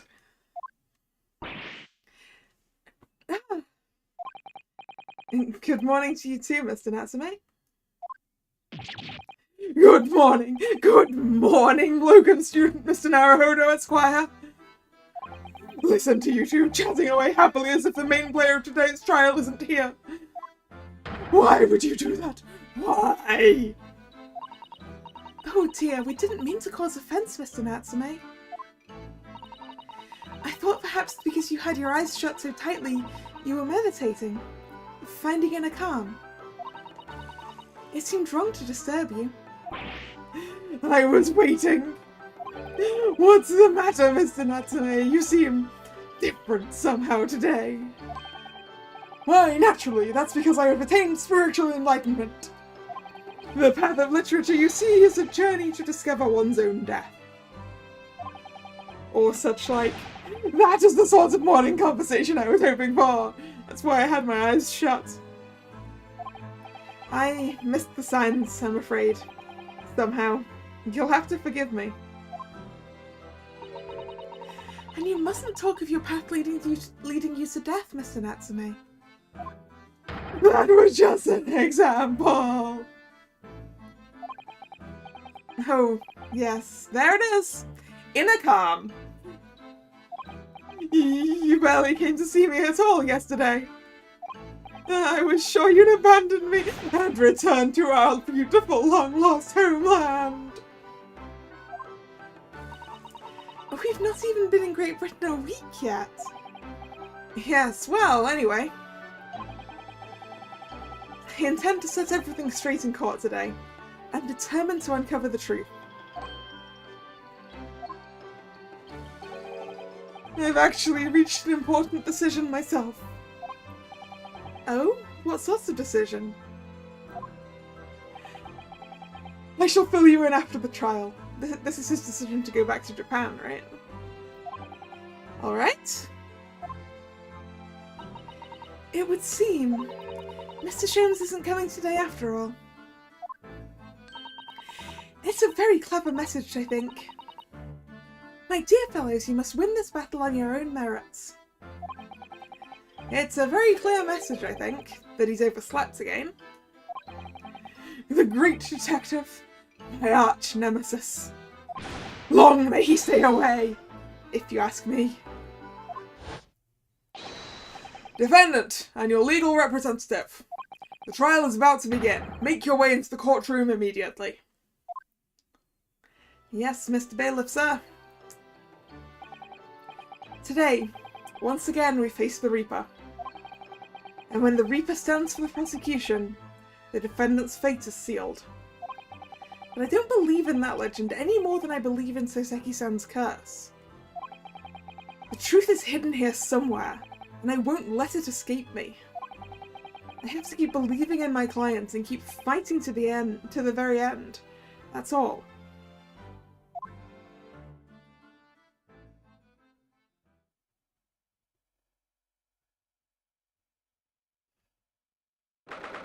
(23rd of February, 9:40 AM). The Old Bailey courtroom.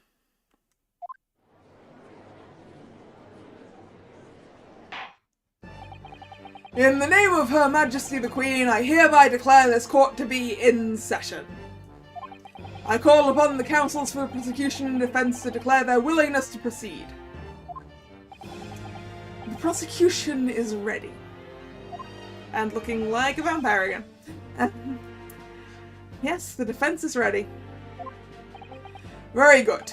And now I call upon the 6 ladies and gentlemen of the jury, chosen by lot to represent the will of the people in this trial. Are you ready to proceed? Absolutely. Justice will be done, you mark my words. I feel obliged to say I feel especially ruthless on days when my hat is sitting just right. Oh, well, I wonder if you could adjust my hat for me. Please be as ruthless as you like. Thieves didn't deserve to die, if you ask me. Especially gas thieves. I have no sympathy for the man at all. Look, I said it yesterday and I'll say it again now. I don't have time for this. I've got my own problems. Oh, may the Lord show us all the light here and lead his flock to a righteous verdict again today. Now, Lord Van Zeeks, what can you tell us? No, that's not my judge voice. Now, Lord Van Zeeks, what can you tell us? The prosecution's report, please, for the court. In relation to the theory expounded by the defense yesterday regarding the defendant's tea. So he does have the results. Okay, he's gonna start drinking already. Is that a sign? Before the prosecution delivers the black news about the black tea regarding to the blackguard in the dock.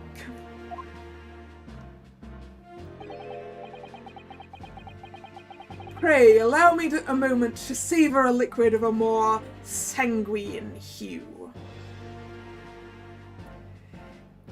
If you want to drink blood, just tell us, Van Zeeks. We know you're a vampire. You don't need to refer to your wine as a sanguine hue.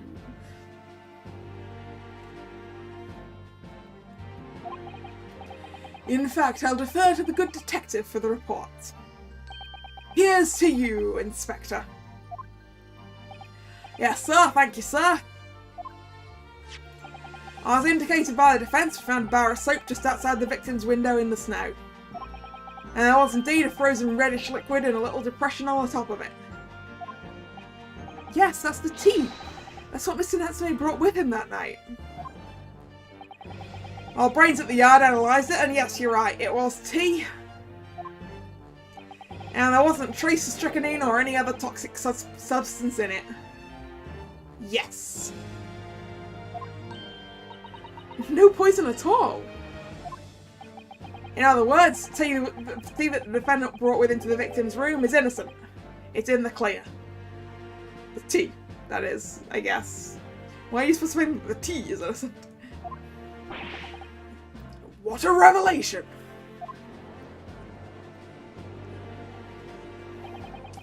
As I suspected. This makes it quite clear. The defendant, Mr. Soseki Natsume, is blameless here. My learned friend is jumping to conclusions again. A typical Nipponese reaction. What? Yes, it's true. No poison was found in the few drops of liquid recovered from the soap on the window ledge. But what logic is that? Would you take a drop from the Thames and conclude the water in the ocean isn't salty?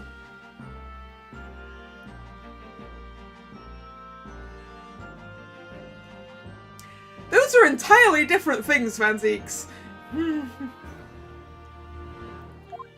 My word, the water in the ocean is extremely salty, Counsel. Oh, goodbye, Goldbloods. Exactly. Unfit for drinking, just as the victim's tea was on the night in question, as the court has already heard. I mean, water from the Thames is also unfit for drinking, Van Zeeks. So, you know.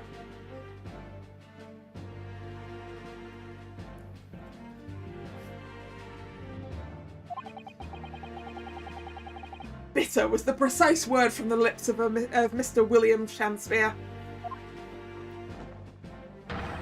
whom the prosecution now calls back to the stand. Oh, we're starting from Shakespeare, huh? Alright. Very well, I will uphold the prosecution's request. Mr. Shakespeare. Yes, it sounds like we're going to have another confrontation with our theatrical friend. Bailiff, show Mr. Shakespeare to the stand.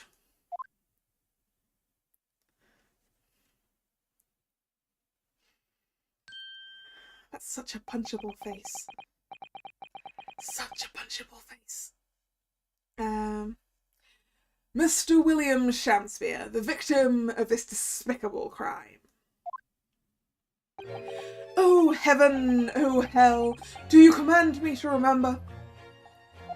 Forsooth, 'twas I, Shakespeare, did have a belly full of the foul fluid given, in mine innocence. Yes, but as was revealed in yesterday's proceedings, the witness is not as innocent as we had perhaps first been led to believe. By using bars of soap such as this, he had been stealing gas from the supply company, yes. One may smile and be a villain. Forsooth, 'twas I, Shakespeare, did have a room full of the sweet fuel given. That's right, fellow jurors, don't forget this man is a rotten thief. I haven't forgotten. Kept all that about the ice coins a tidy secret, did you? You should have owned up sooner.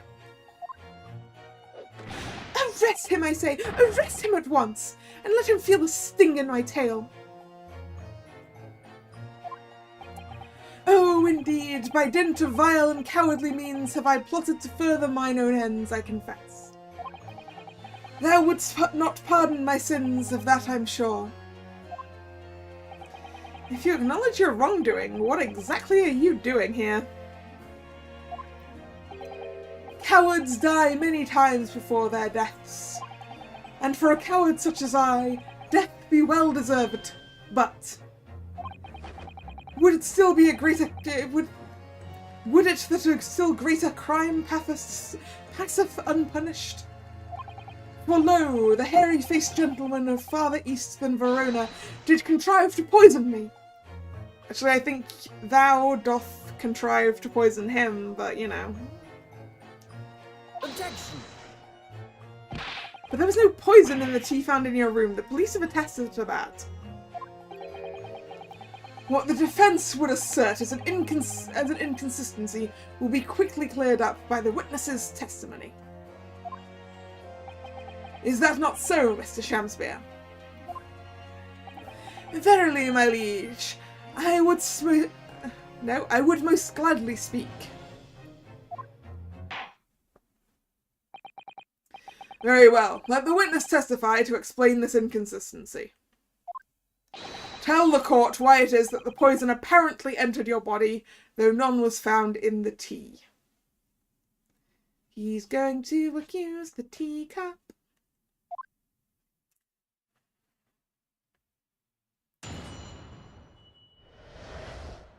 The tea inconsistency. The Japanese man did come to my chamber with tea brewed in a pot. 'Twas in my cup alone that the wicked miscreant secretly poured his wicked poison. Whilst feigning distraction in our debate, ne'er did a drop of his own drink pass his lips. When he departed by and by, I did use the tea that remained in his cup to make my coins of ice. Thus, 'tis no surprise that poison be not found in the tea I did pour into the Malta soup. Oh, so you're claiming that he didn't drink any of his tea, and that he didn't poison his tea. Drink tea while it's hot. As the man would say. The poison was slipped into the cup after the tea had been poured. The normal way for poison to be administered, in my experience. Van Zeeks? Buddy? How many times have you poisoned people? How many times have you poisoned people?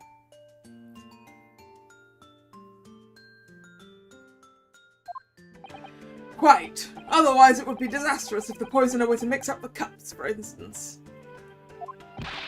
But no poison bottle was found at the scene. Because quite simply, the Nipponese took the bottle back to his own room. And you haven't investigated his room?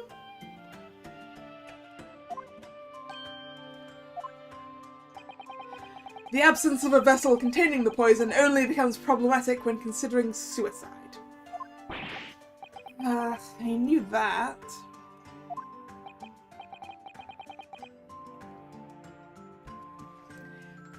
By now it should be perfectly clear. A bar or two of cheap soap is wholly insufficient to wash the deep stains of guilt from the accused's hands. Yeah. Sirs, madams, 'tis true that I, Shakespeare, be a common thief of gas. But, listen here, ladies and gentlemen.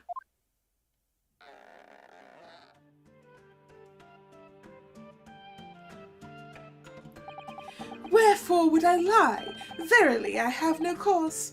I have naught to lose. The actor thing is definitely a sham.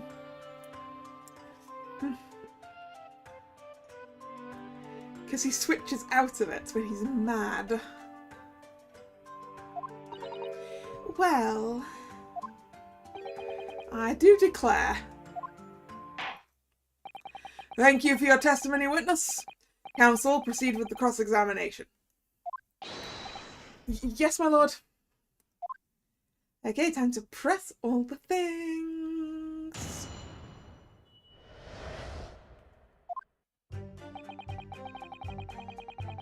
Hold it! I understand that you were already acquainted with Mr. Natsume, is that correct? I know thee not, old man. Fall to thy prayers. Do I know thee, or know thee not? Methinks 'tis all I can know that thy destiny mingles with mine. You lost me at the first V. Zounds, sir, thou must learn the English tongue afore thou turns thy hand to lawyering. I don't think we need to learn Shakespearean English for this, I did. But I must have missed the archaic Elizabethan lecture. Welcome back, Star Jinxed.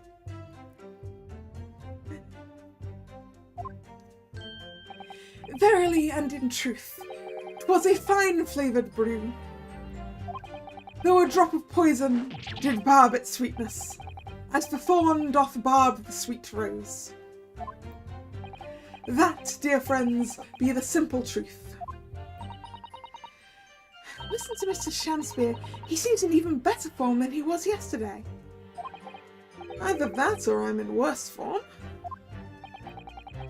That fated evening after I did dine at Grubb's Grubbery, a local alehouse of good report. Wait, didn't you claim that nothing else passed your lips, sir? Naught did pass my lips but the tainted black tea. But behold, the poison was not in the tea at first.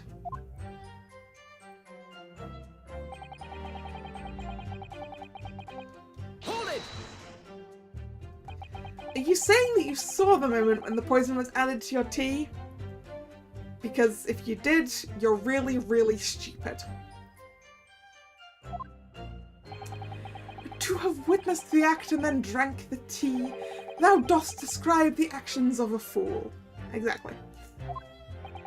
Quite so, quite so.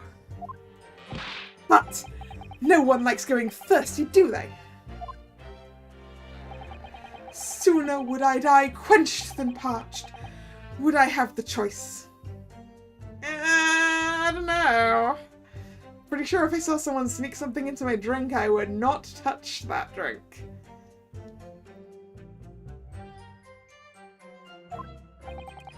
Actually, on the night in question, the water main was frozen, I believe, wasn't it?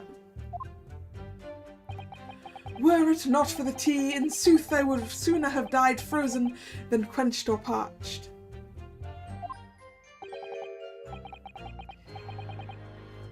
Right, no ice coins means no heating. But, like, why doesn't he have, like, some... If the water mains freeze so often, why does he not keep, like, some water stored? Because, like, water's really important. Or, I mean, even because his rooms are so warm all the time that they're melting the ice, he could just, like, bring... I mean, it's probably a really bad idea, because it's probably not really drinking water, but he could bring in, like, some snow or ice and melt it inside.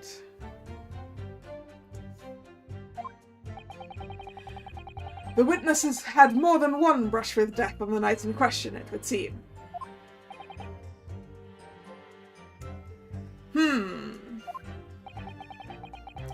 Remind the court, Mr. Shakespeare, as to whether the accused drank any of the tea which he brought with him. Of course he did. With the greatest of pleasure, my liege. Hold it! Okay. He definitely drank the tea. The teacup Mr. Natsume drank from was found completely empty at the scene. And let's not forget the defendant's maxim, drink tea while it's hot. I did gulp from the poisoned cup that night, and in mine agony did I writhe uncontrolled. In fits of pain I did knock the fellow's cup and its contents spilt as blood from a gaping wound, methinks. Though certainly it was after I had made the coins of ice from his tea. An upset cup was found on the table that the victim was slumped over. There is no contradiction here. There is a lot of contradiction, Van Zeeks. It's true, there was no tea left in either cup that we found at the scene. But still, something about this statement is troubling me. Yes, of course. I know what it is. It's Mr. Natsume's wise drink tea while it's hot maxim, isn't it? No, I'm not sure that's it. It's the fact that only one of the teacups had a ring in it to suggest that the tea had sat in it for a while. Thank you, witness. Now reiterate for the court what it is that occupied you after your guest had left and before you drank your tea.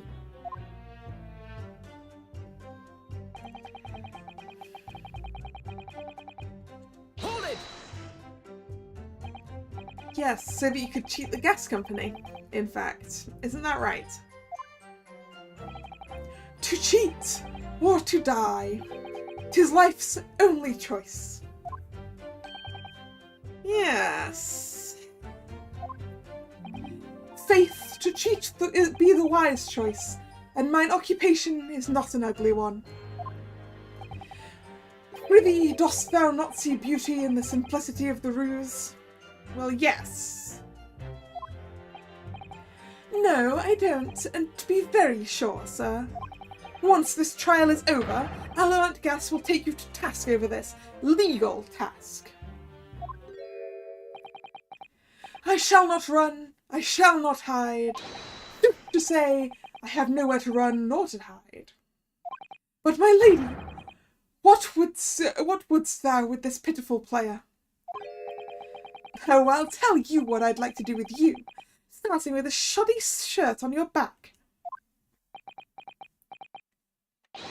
'Tis time for a Shakespeare dance. What a harsh world we live in. The thieving of the gas was addressed in yesterday's proceedings. The prosecution calls on the defense not to muddy the waters with irrelevancy. Consider that a warning, counsel. Yes, my lord. Why am I the one in trouble here? Mr. Shakespeare, after the accused returned to his own lodgings, you used his tea to make your coins. Is that correct? To cheat or to die, I did make my choice many moons ago.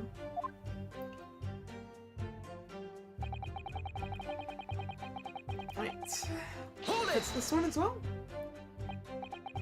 If, having first made your special coins, it was after 2 in the morning when you collapsed, that would mean you can't have drunk any tea yourself until around that time. Once ensnared by literary debate, naught else be found in the furrows of the mind. The debate about Romeo and Juliet, you mean? And who was the stronger of the two? Rightly did I pay no heed to the tea as I wrestled with the abominable fellow. I don't remember debates like that when I was studying. Are you suggesting that neither of you actually drank the tea while it was hot that evening? My lord, wouldst thou be privy to some Shakespearean wisdom? Husband, wife, and tea ought a tepid be. Yes, so very true. Everyone has different preferences when it comes to tea. I think you might have interpreted that wrongly. So it's been proven that there was no poison in Seiseki-san's tea. It should be hugely in our favour.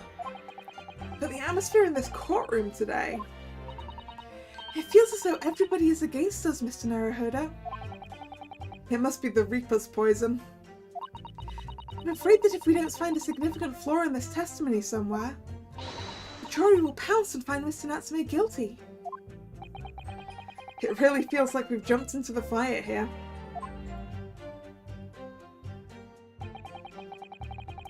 Okay, so what we want is this one.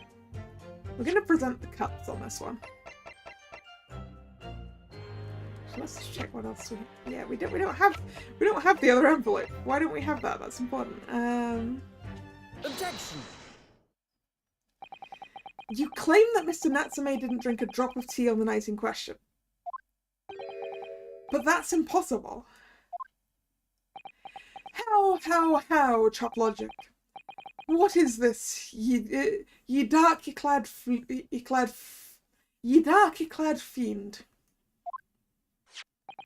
The two teacups from the scene, one used by the victim and the other by the defendant, have a clear difference between them, one that represents incontrovertible proof. Incontrovertible? What difference? Look at the inside of the cups, just here. There's a clearly visible ring. Yes, a tea ring. Commonplace enough. Indeed, such stains occur all too readily when one leaves tea in the cup for a while. And yet, Mr. Natsume's cup has no such ring. Good lord, you're right, it's completely clean. And prithee, sir, what makest thou of it? Exactly what Mr. Natsume told the court yesterday. The Japanese saying he quoted. Drink tea while it's hot. That's right. Yes. The jittery Mr. Natsume was true to his usual self that night and drank his tea in no time.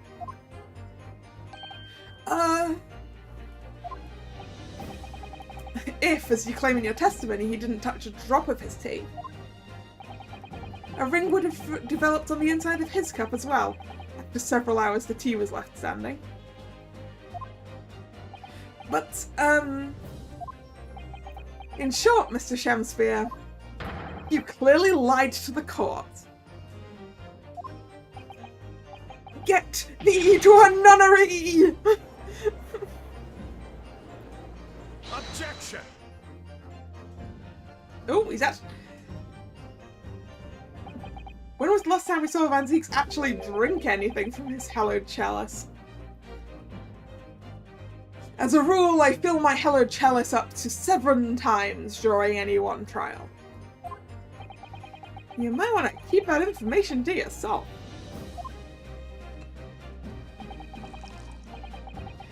Yet on occasion, tedium distracts me and I pour more times than I intended until the bottle is dry. Your drinking habits are fascinating, but irrelevant. On the contrary, they illustrate the fickleness of human memory. To William Shamspeare. Yes, my liege. Though you previously stated that you made the coins of ice from leftover tea in the accused's cup, could it be that you were perhaps mistaken?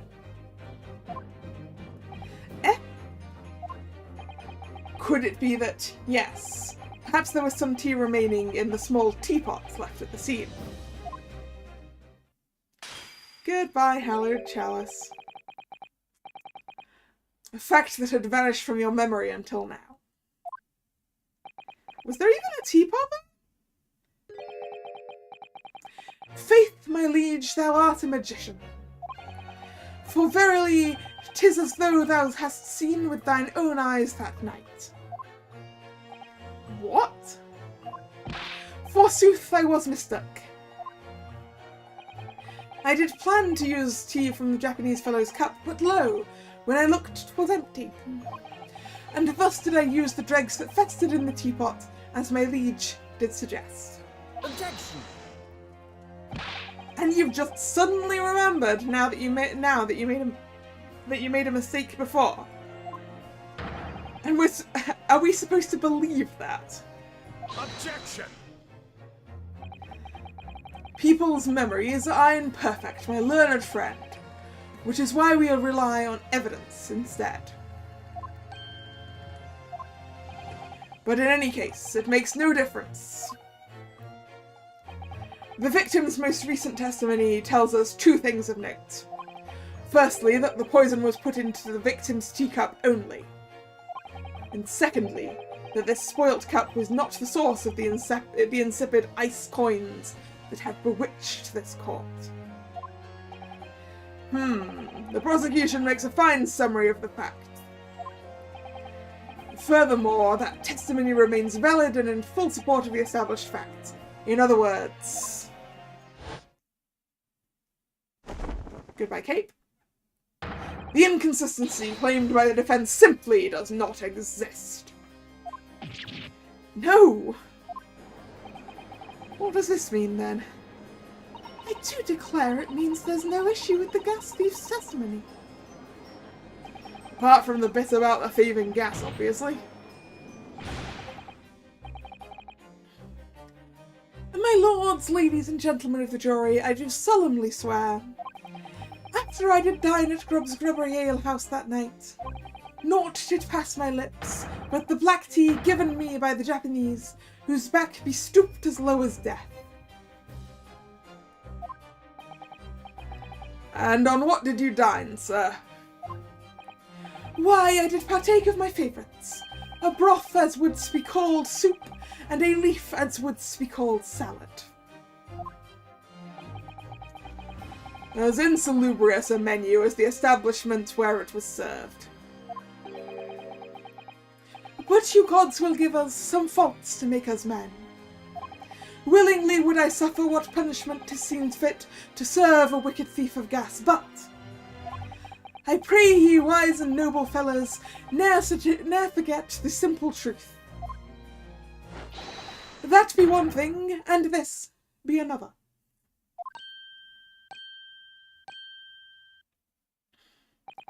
Jurors all, your humble servant Shamspeare doth entreat you, punish the Japanese fellow for his sins. My lord!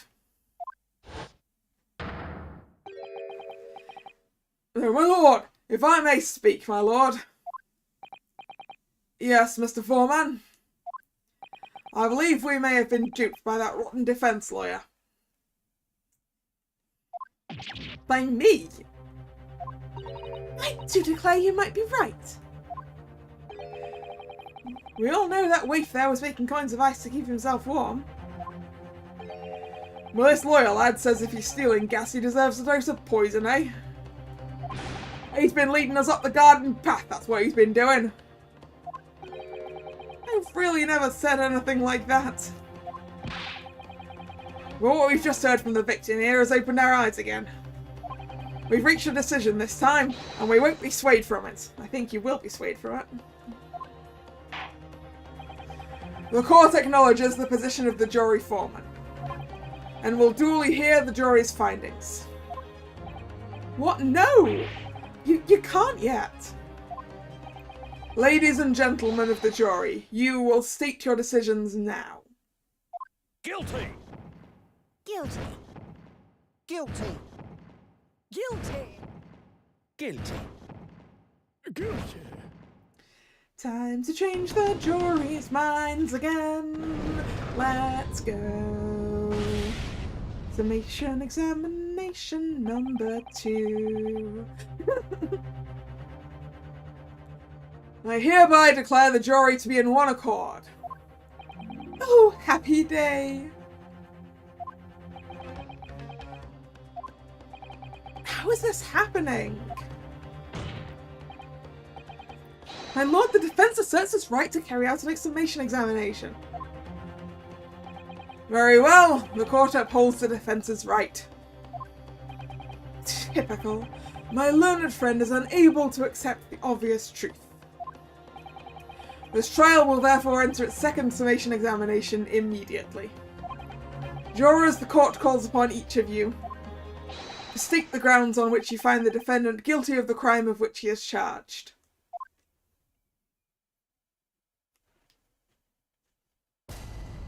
Judicial findings. I'm a man of logic, me, and having considered all the evidence, the defendant must logically be guilty. I do agree that the gas is far too expensive. I can quite understand why the man would want to avoid paying. The stuff explodes and it can poison you. It's absolutely lethal, gases. Gas doesn't come for free. It costs a fortune to deliver it around the city and maintain the pipes. Truth be told, the tea my wife serves up for me is a little sketchy at times. If nothing else passed the victim's lips that night, there's no other explanation, is there?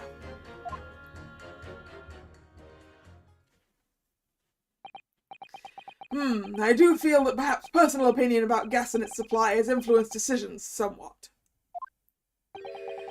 But never mind. No, you really should mind.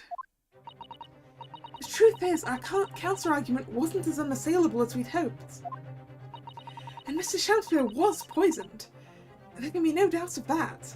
Yes, carbon monoxide poisoning from the gas! Or poisoning from whatever he had in that little tin box of his. Then how are we supposed to turn this around? I think we need to establish the method by which Mr. Shamsir was actually poisoned. Our only hope is to demonstrate that to the court incontrovertibly. But that's surely impossible at this stage. If we don't manage it though, Mr. Natsume will be found guilty. No delays, counsel. Proceed with the summation examination.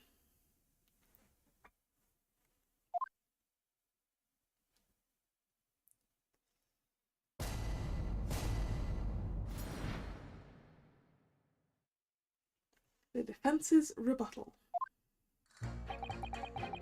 Press all the things time. Hold it! All the evidence, you say? That's right, and there's no room for doubt. It's all pointing to that Japanese man with the big mustache. Says the Englishman with the bigger mustache. I was actually going to mention that myself. Which means we need to show the man some new evidence to make him change his mind. If only we had that kind of evidence. Don't worry, the summation examination has barely started, really. Perhaps there'll be a shift in the situation that shows an existing piece of evidence in a new light. Let's hope so. To start with, though, we need to find some way out of this deadlock.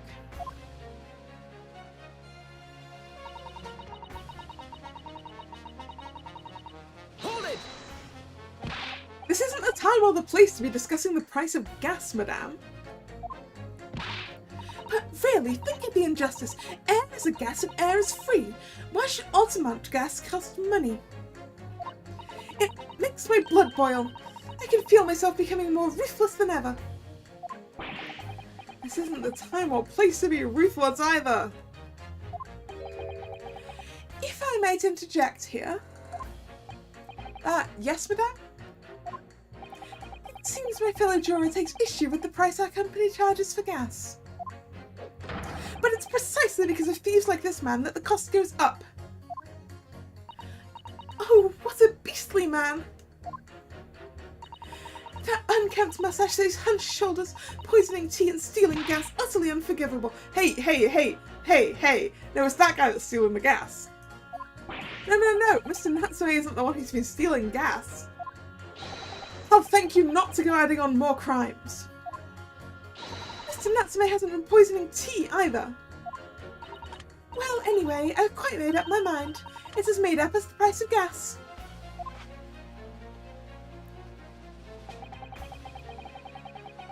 Hold it!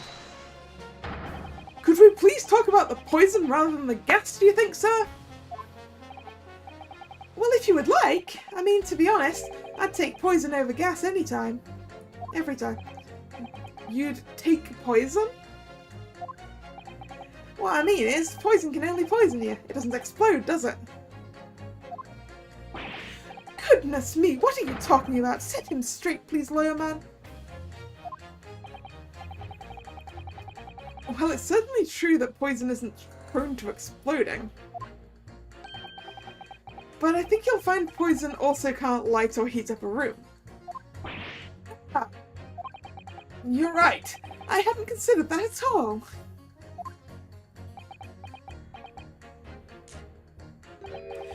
Young lawyer man. Yes? You have a good head on your shoulders. We could use someone like you as our company's legal representative. Well, I wasn't expecting to pick up more business in the middle of a trial, that's for sure. Anyway, the point is, I haven't had the best experience with gas companies in the past. Really, you're not going to tell me about that?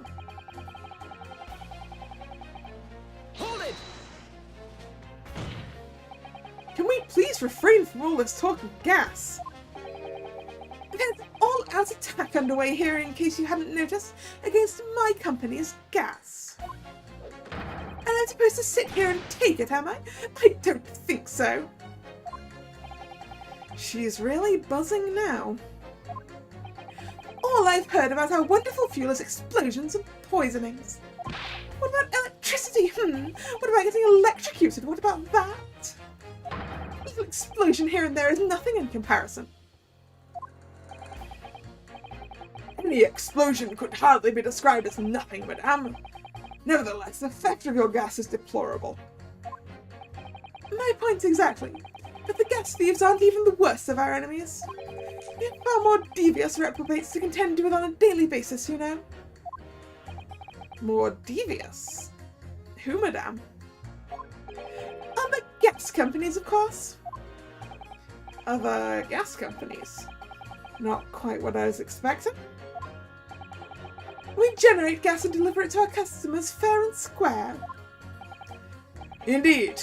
Nobody is questioning that, madame. Altamont is an exemplary gas company. But there are other unscrupulous gas companies here in London that don't have any gas at all. What? If they don't have any gas, how do they go about selling it to people? You wouldn't think it possible, would you? But they steal our gas, you see, and sell that. They steal your gas? How on earth is such a thing possible? Yeah, I'd love to know the answer to that. Gas companies like ours deliver gas to people's homes via a network of pipes. But these devious reprobates secretly disconnect our pipes and divert our gas into their own rotten pipes. I really want to know how they do that. Because without having the gas supply turned off, that's incredibly dangerous.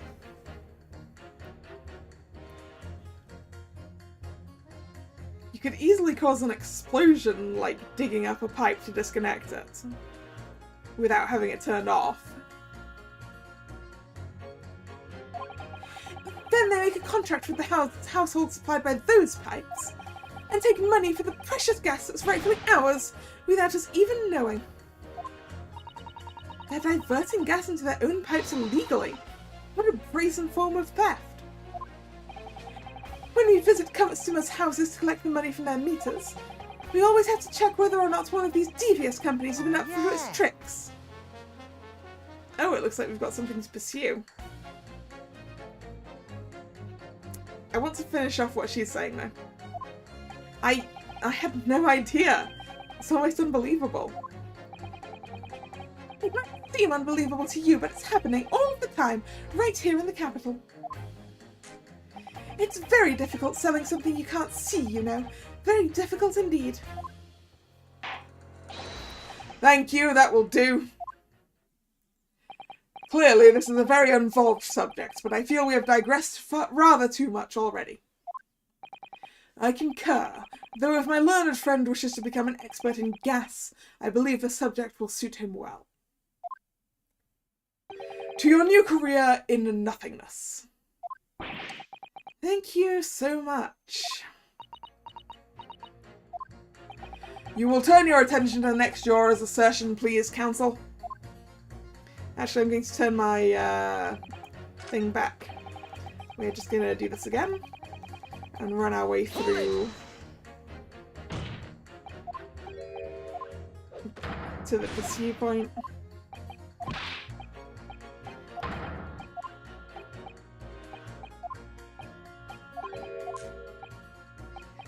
Do.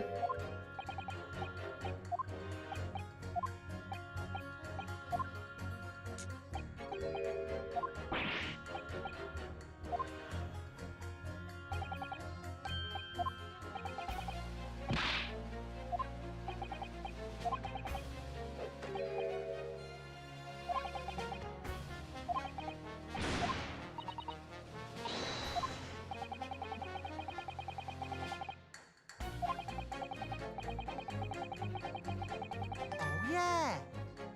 Okay. Are we gonna find out about his bad experiences? Excuse me. Do you have something to say about that, juror number 3? Oh, golly, you mean me? I'm terribly sorry, I was just thinking to myself. I really did catch him off guard there.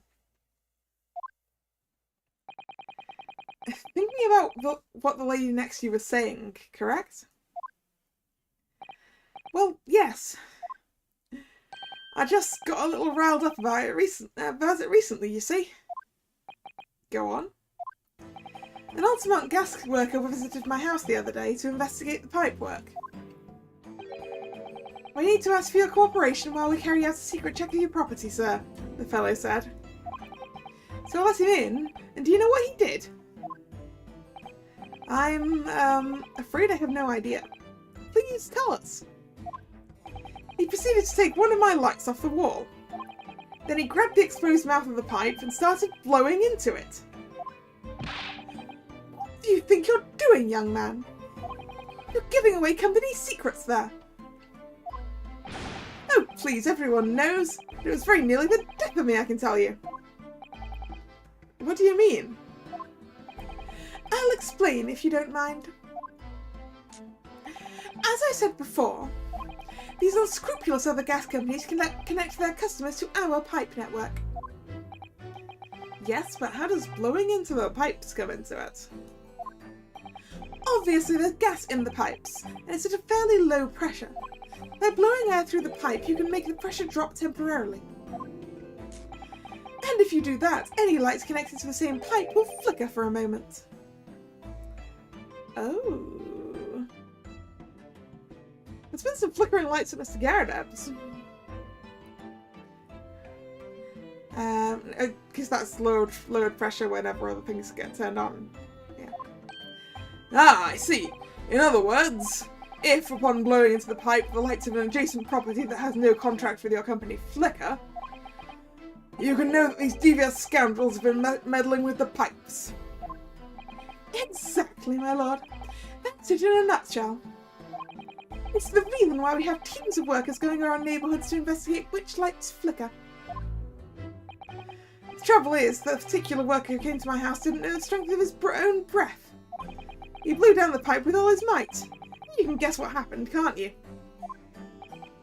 Well, if he blew hard, then... Wait, you mean... That's right, the lights didn't just flicker, they went out, along with the stove. Gas started pouring into the house. What a disaster.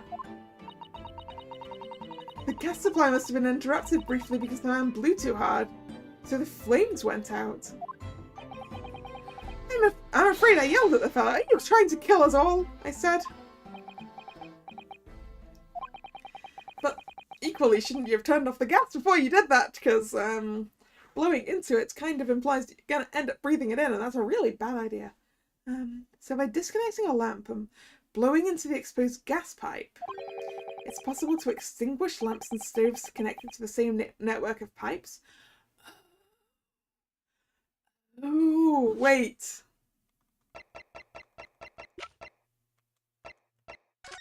Yep, that's what his hands are doing on the wall.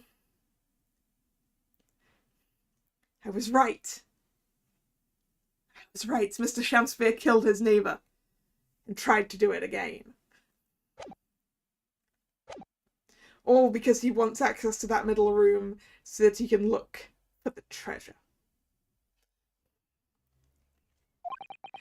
And then when the gas starts flowing again, it just silently seeps into the room. Mr. Naruhodo, I think perhaps... Yes, this is almost certainly the clue we've been hoping for. Juror number 3. The defence requests that you amend your statement to include that information. Oh, well, if you'd like. I don't mind. Well, I do! That's our company's secret method of identifying the rogues that deceive us. Like I said, madame, it's widely known already. Yeah, if you're doing that so often, right? Very well. Juror number 3, you will amend your statement accordingly. Yes, my lord. Although I'm not really sure what the point of all this is.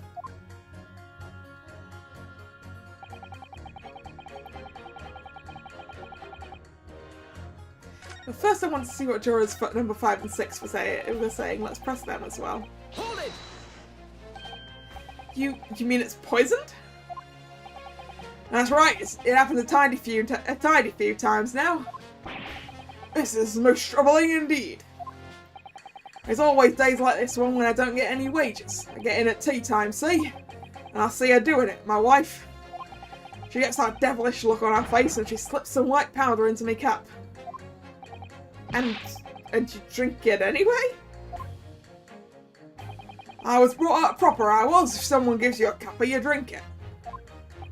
And what happened to you? What did it taste like? It was god-awful, believe you me. Salty as heck. It was full of salt, huh? Yeah, salt is a white powder, that's not poison.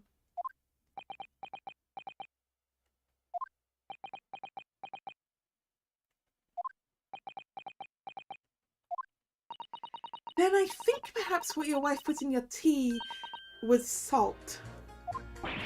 No! So, she doesn't even care enough to poison me properly, eh?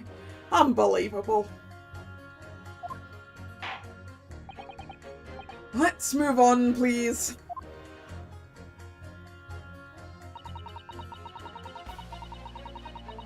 Hold it! Does that mean that if the victim could be shown to have ingested something else, you'd change your leaning? Sorry. Oh, what's that now? Oh, I was just saying, if the victim did actually eat or drink anything else on the night. What's the matter with you? Sorry? I said, if nothing else passed the victim's lips that night, there's no other explanation, is there? Haven't you been listening to me at all? I feel there's an English expression about a pot and a kettle that's appropriate here.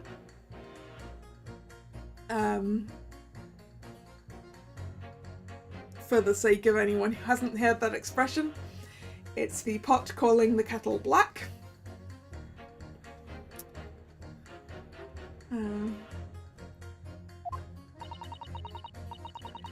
Compared to the other jurors who don't even appear to have anything to say about the case at all, it would seem that this elderly gentleman has been listening to the proceedings far more intently.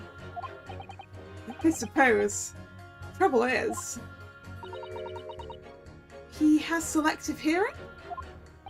Exactly. But still. This drawer may well be the key to a breakthrough that we so desperately need. Oh, this is hopeless. There's no way for me to appeal to these people. I do think that the only way we shall overcome this difficult situation is by exposing the way in which Mr. Shamspeare was really poisoned. We have to prove that it happened some other way and not via Mr. Natsume's tea.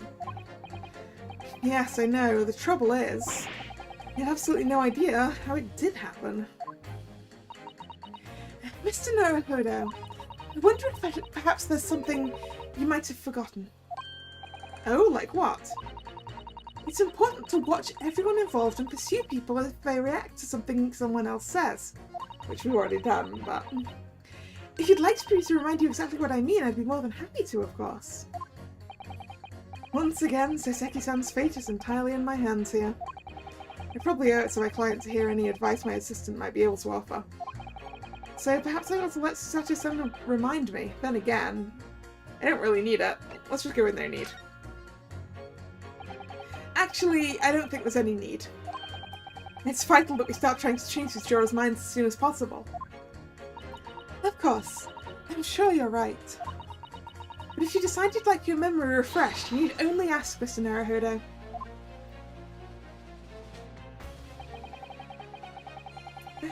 Welcome back, Nick. I think we know how Mr. Shamspeare killed his neighbour.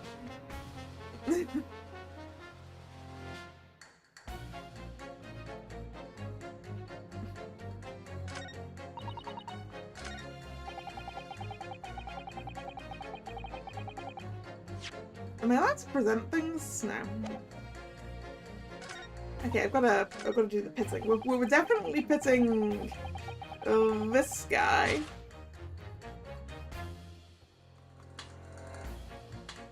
And I think it's against juror number 1. Objection! Those two statements are fundamentally at odds with one another. Oh, nope. My lord, as foreman of the jury, I must subject. What? Being their leader, it's my duty to stand up for all jurors here present. And stand up for them I will. I think I forgot. I think I did the pit. I definitely did the pitting wrong. It is the gas. Mr. Shams... Okay. Where were we when you left, Nick? Basically, my working theory here is... that convicted felon who died in prison with his stuff not found used to be the tenant in the room that Mr. Natsume is in right now. Shortly after he was arrested, the room was taken by Miss Green's boyfriend, and shortly after he died, so shortly after the felon died, Mr. Shamspeare came to try to get that room to try to find the treasure. But Mr. Garadeb told him that there was already a lodger there, so that he had to have the ground floor or nothing. Now, Mr. Shamspeare clearly wants this treasure, and therefore he wants to look around the room on the middle floor. And he can't do that, I guess, unless he's living there. So he tried to make the room vacant by murdering the guy who lived above him, by using the gas, because we've just found out that you can put out gas fires by just blowing into the pipes. Which is clearly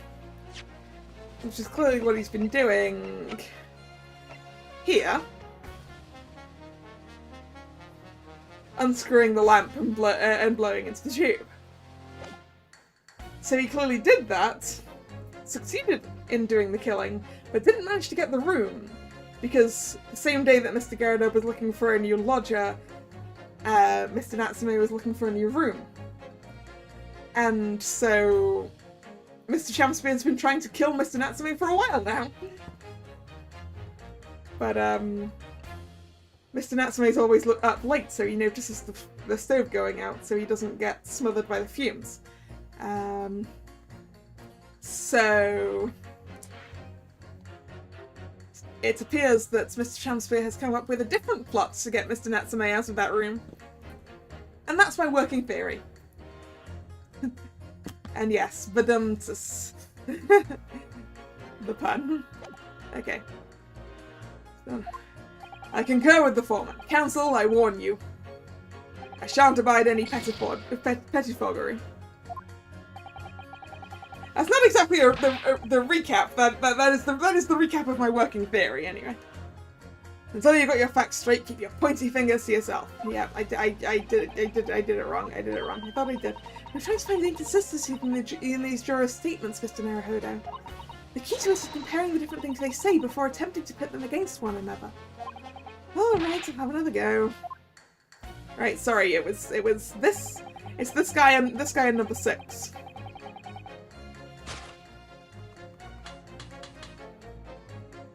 Because there is another explanation, that's right, that's it.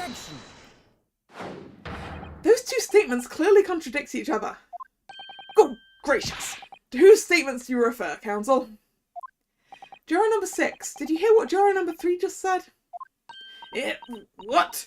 Yes, of course. I heard him mumbling about something or other. There is another explanation here, I believe. Something besides Mr. Natsume's tea did, in a manner of speaking, pass the victim's lips on the night in question. What? What explanation? I wonder, did the police check the mouth of the gas pipe feeding the wall light at the scene? To see if there was any traces of poison there? I was curious to see what your floundering would result in this time, but the mouth of a gas pipe? Scotland Yard have enough to do without exploring such irrelevance. What a piece of work is a man! Yeah, what a piece of work is you, Shamspeare! What are you trying to say, Mr. Shamspeare?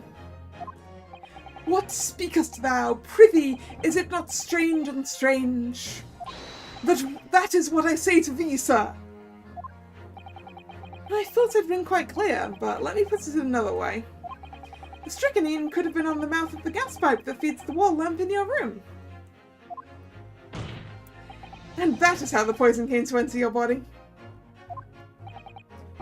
Good lord! Are they tasty then, gas pipes? Is that what he's saying? Or is the gentleman suggesting that the poor man was so desperately hungry he tried to fill his belly with gas? Perhaps no actress would perform a kiss scene with him, Oh, shame, madame, speaking thy fancy. I assure you I'm not such a buffoon that I have to kiss pipes. Objection! Oh, goodbye, Chalice. This is no summation examination, this is a farce. The prosecution will not stand for any more of my learned Nipponese friend's conjecture. Just throw Shamspeare in jail for defiling the works of Shakespeare.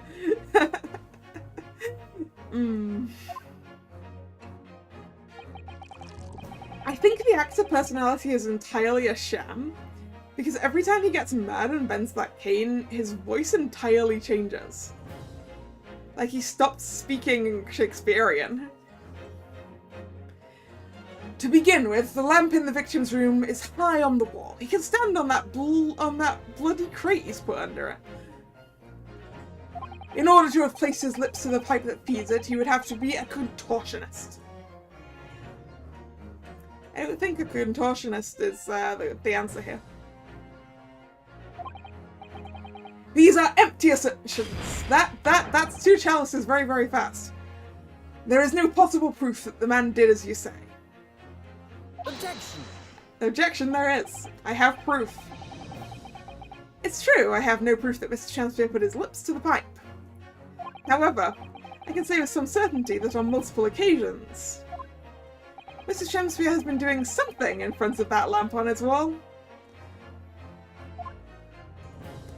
Oh, speaking Speaking of the chalice, Van Zieks has told us that he fills it 7 times every case. But sometimes he forgets and fills it more times and completely empties his wine. And I have evidence to prove it. Alright, you've got our attention, lad. I'd like to see how you can be so sure of yourself. So would I. Let's see this evidence then. Now that I've got the jury's ear, I need to make this opportunity count. This is the proof that time and time again, Mr. Shakespeare stood in front of his gas lamp. Da-da-dun. Take that! 7 times each case can we hold an intervention for him, right? Naruhodo was like, you probably shouldn't be telling the court about your drinking habits.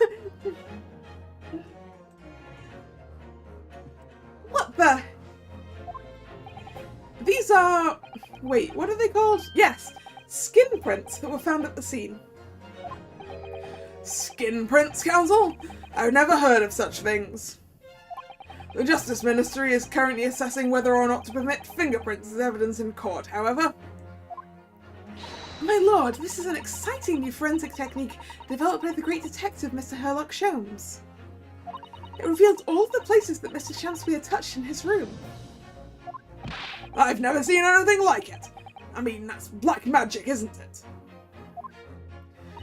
Well, if anyone could invent something like this, it's the great Sholmes fellow, that's for sure. I agree. This month's edition of Engineering Thumbs was quite fascinating. We found skin prints in many places that you would expect. On the table, on the costumes. However, Mr. Shakespeare also appears to have been touching some very unexpected places in his room. For example, here. Is it just black light or is it dusting powder? Like, it's... From what Sholmes said, it's very specifically the person you're looking for. Like, he mixes oil secretions from the person's hand in question into this particular substance, and then you spray it around like a mist. And then you can see this stuff through his goggles. So, shrug. For example, here. Around the hanging picture there, indeed, multiple handprints appear to be visible. Well, I wonder, could he have been appreciating the artwork, perhaps? At first, my colleagues and I thought the same. However, imagine standing with your hands where those prints are, and you would find yourself directly in front of... Ah! I don't believe it! The gas lamp! Though the reason isn't immediately obvious, it's clear that Mr. Shakespeare has regularly been standing with his hands on the wall in front of that lamp. Right, what have you been up to, you nut?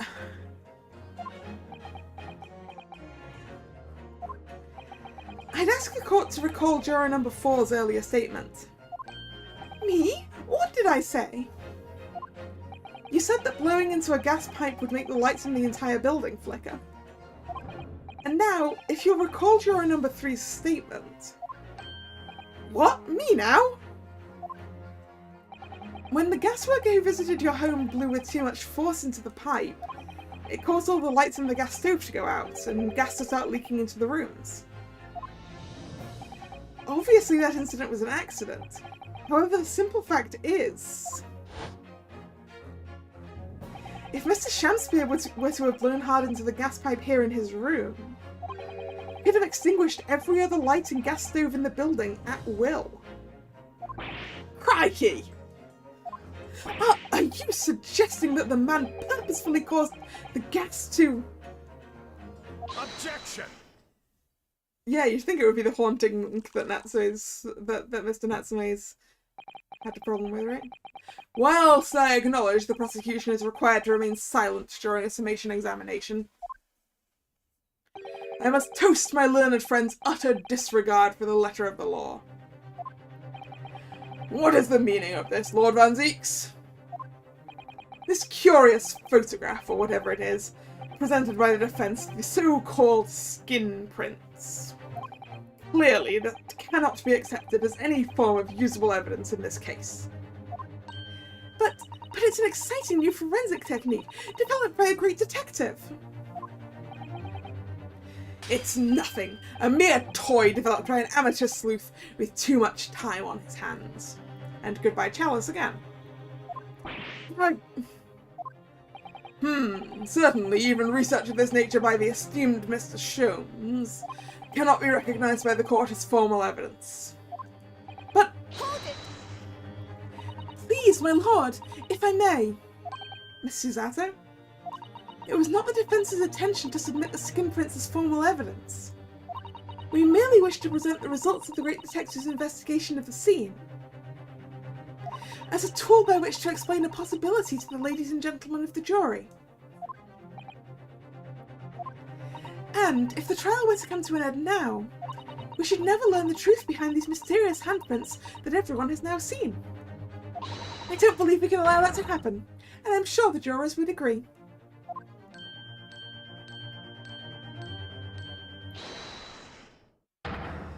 You're right. Whether those strange handprints are a significant clue or not is down to us to decide. Juror number 3. Oh, yes, I do declare the great detective's investigation results sound absolutely fascinating. And I want to hear what that shady actor fellow has to say about those shady handprints.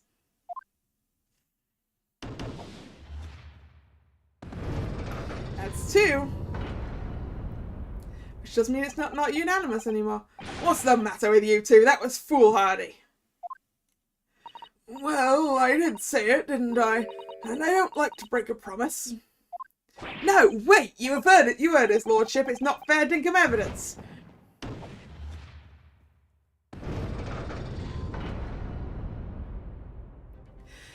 Oh, well done, Mr. Naruhodo.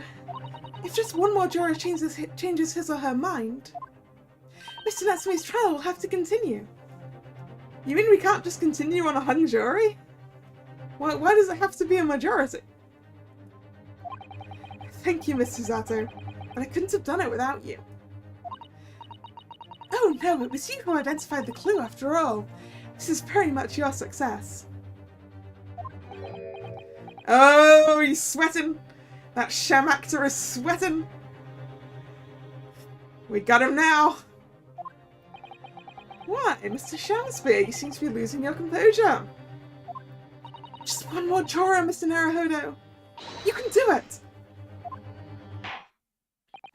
Very well, continue, counsel.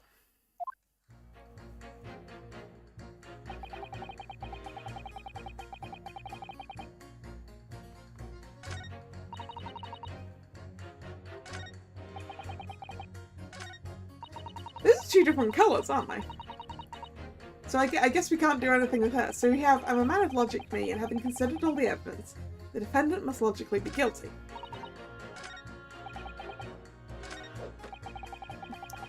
Gas doesn't come for free, it costs a fortune to deliver it around the city and maintain the pipes. And truth be told, the tea my wife serves up for me is a little sketchy at times.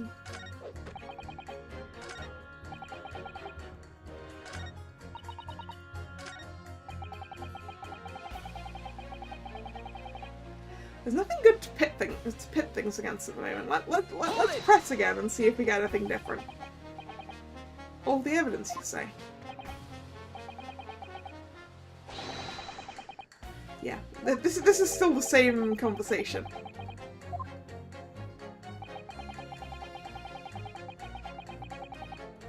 I'm just gonna skip. Oh wait, no, we have new stuff. Sorry. But the defense just demonstrated another possible explanation for the events on the night in question. What do you make of that? What, your so-called skin prints? It's an exciting new forensic investigation technique developed by the great detective himself.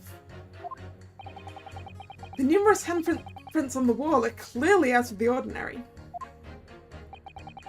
And if Mr. Shamspeare had indeed put his mouth to the gas pipe on the night in question, it can't be denied that there's a possibility that's where the poison was. I'm not sure there was strychnine poison on there. I mean, maybe there was, I don't know. Well, yes, I won't deny that it's playing on my mind. But as the prosecution rightly says, we should pay no heed to unacceptable forms of evidence. And besides... Yes? Even if the fellow has been up to some mischief with the gas pipe dozens of times before, it doesn't mean he got up to the same shenanigans on the night in question, does it? Oh. If you can't make your case better than that, I'm afraid I can't change my stance. You do make a very valid point, sir. What? That's true. Perhaps I was a little too hasty. No, don't you dare! No, wait! Look, you've got your chance here, haven't you? So it's time to prove your theory. If you and your Japanese cohorts can, that is. Just leave our nationality out of this, please? Mr. Naruhodo, if we can't substantiate our position, I'm afraid the jurors that change their minds before may very well change them back. What can I do? Is there any more proof I can give here? Can I show that Mr. Shamspeare really did blow down the gas pipe on the night in question? I can't prove it. I can present evidence or I have supporting testimony. I don't think I have evidence. Bar of soap, the torn off end of the envelope. Oh! We found the other part of the envelope. That's the thing that we found out. But we don't have that. The teacups, the crime scene photograph, the victim's medical reports.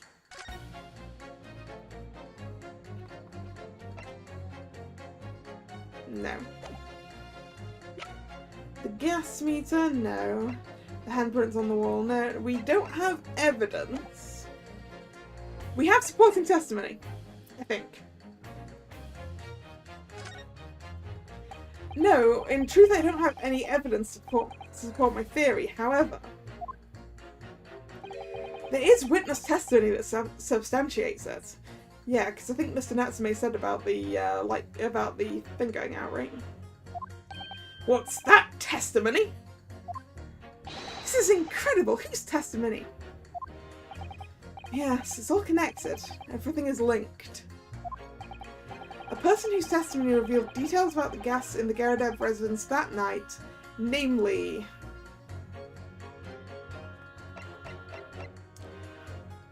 Natsume or Mr. Garadeb? No, Natsume, definitely Mr. Natsume. Mr. Garadeb hasn't testified formally, so... Take that! Geronimo 1 would be good friends with Van Zieks. I mean, he probably wants to be good friends with Van Zieks, right? Obviously, I'm talking about the defendant, Mr. Soseki Natsume himself. The defendant? At the very beginning of the proceedings here in court yesterday, Mr. Natsume said the following. My lodgings! There's been a whole series of strange happenings in my lodgings! Even on that fateful night it happened, when I returned from Mr. Shamspeare's room. I lit my gas stove and climbed into bed, but before long, the stove went out, and somebody tried to kill me! On the night in question, the gas in the defendant's room went out. So ask the court, was that a mere coincidence, or not? Good golly! So that Shamspeare fellow blew air into the gas pipe to make the main man's stove go out on purpose? Yeah, so Seki's voice is definitely trying. But it seems appropriate, right?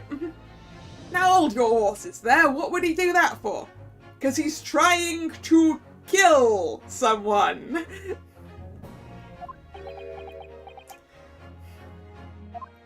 Mr. Foreman. What is it, man? We cannot allow judgment to be passed while this doubt remains. It's true that I don't have conclusive evidence yet. However, you must surely agree there is more to this case than meets the eye. Yeah.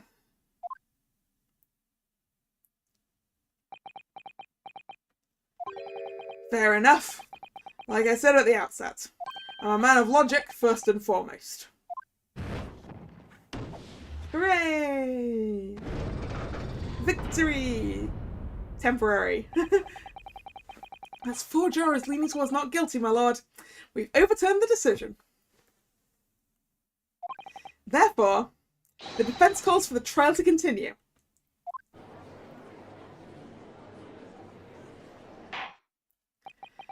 As the defense has rightfully indicated, the summation examination has concluded with the majority of jurors altering their decisions. 2 jury members now call guilty. 4 now call not guilty. Therefore, the jury's opinion is conflicted, and in accordance with the law of this land, I hereby order the continuation of this trial. Mr. William Shamspeare. My lord, how can thy humble Shamspeare serve thee? What say you in response to the various revelations made during the summation examination? So God mend me, I do solemnly swear, I recall aught of either the lamp or the pipe. But your handprints have made a tidy mess all over the wall there. How do you explain that, eh? Oh, goodbye, bottle! That definitely went into the public gallery and smashed. That means some poor member of the public that happens to be behind Van Zeek's is covered in glass and wine. And that can't be good. You want to wipe that smirk off Shamspeare's face? It is a very punchable face, isn't it? Oh, me? Oh, wait, sorry, did I do... I am done with this. The dignity of this great courtroom has been sullied enough already. Juror number 5. Oh, me? As I went to some pains to point out already, print from the self-professed detective's toy has no place in a British court of law. Yeah. As such, whether or not this man did indeed stand before the gas lamp with his hands against the wall remains at this time unestablished conjecture. You would do well to remember that. Objection! But the prosecution must conclude that it would be extremely simple to verify. Just order the mouth of the gas pipe feeding that lamp in Mr. Shamspeare's room to be examined. If there are any traces of poison there... Objection! What appears to be extremely simple is my Nipponese friend's mind. You will recall that in order to check for the presence of poison in the tea, some remnants of the tea were required. Because you can't use trace evidence. Yeah. Next case, random member of the public against Van Zeeks for injuries suffered during the case. I would totally sue Van Zeeks for that.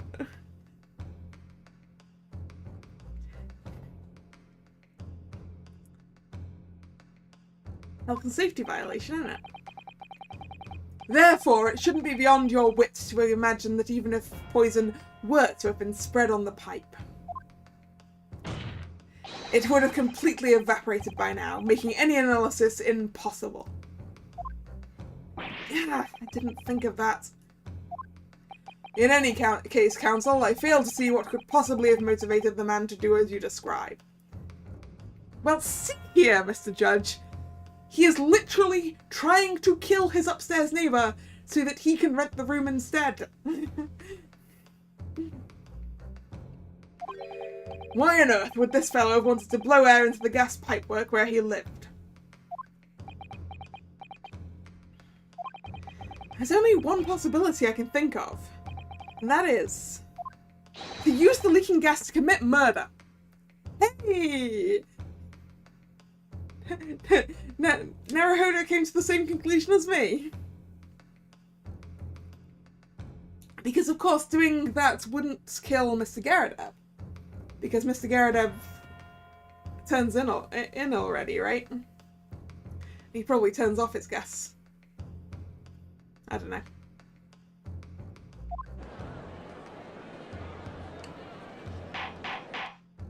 Order! Order! Council! Precisely whose life do you propose this man was plotting to end? The answer couldn't be simpler, now we've unravelled the mystery this far. Mr. Shakespeare wanted to end the life of Mr. Natsume. Take that! And he's already killed one person. If a gas lamp were to go out, it would be noticed immediately, of course. But a gas stove, on the other hand, could be silently extinguished by the killer without anyone noticing. I live around these parts myself, so I know what that's like. I can tell you, trying to sleep without the stove lit is pretty much suicide. You freeze to death in no time. Mr. Garadev, the landlord, has a large fireplace in his part of the residence, on the top floor. Oh yeah, he has an actual fireplace with wood and everything. In other words, it wasn't the landlord, but a fellow lodger whose life Mr. Shakespeare was trying to end. Outrageous! I'm talking, of course, about the defendant. Mr. Natsume isn't the villain in this case. He's the victim this man was trying to murder. Good gracious! Objection! You know, and while doing it, Mr. Shakespeare inhaled a little too much gas and it knocked him out for a bit. The accused is actually the aggrieved. Interesting. However, the fundamental facts of the case remain unchanged. Namely, that the accused is the aggressor here. What? How can you still claim that? Let us indulge your fancies for a moment and assume that there was indeed poison on the mouth of the gas trap. No? My brain went to mouse so much. Oh, Nick, you missed the rat dying. That's what you missed. That poor rat in the hospital. Let us indulge your fancies for a moment and assume there was indeed poison on the mouth of the gas pipe. The question that then arises is, who put it there? Who did put it there? Maybe it was the gas worker. Maybe the gas worker put poison on there because he knew what the guy was doing. The only logical conclusion is that the person responsible was aware of this man's trickery with the gas supply and his intent to kill. How did the poor beastie die? Well, you see, the last time we went to see Miss Green, she was holding a bottle that she tried to drink from, but then it ended up dropping on the floor and the rat in the hospital drank some of it and died. So, yeah.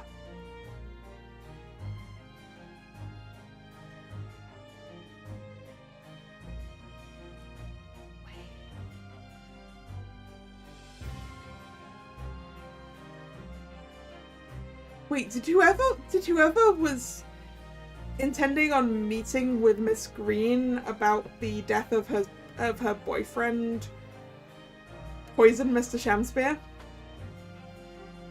No, someone did not poison her drink. She grabbed a random bottle of medicine out of the cabinet while the doctor wasn't looking and was trying to, you know.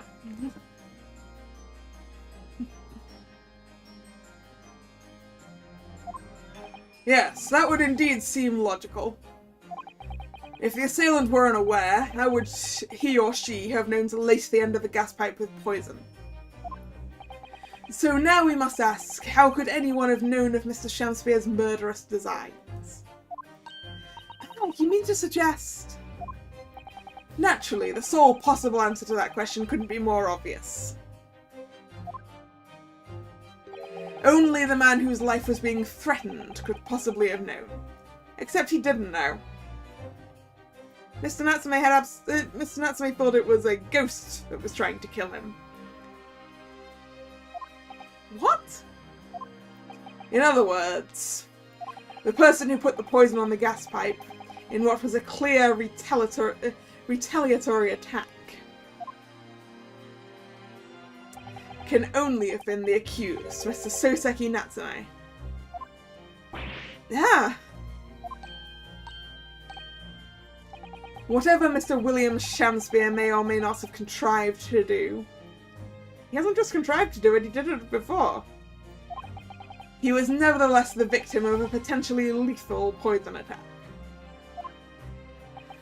And the only person who could possibly have perpetrated this attack is the accused, Mr. Natsume.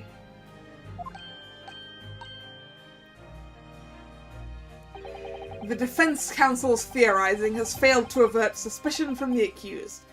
Far from it. In fact, now that a clear motive for the poisoning has been successfully established, that suspicion is greater than ever. Am I pulling on the new banner tomorrow or giving it a pass? I'm giving it a pass.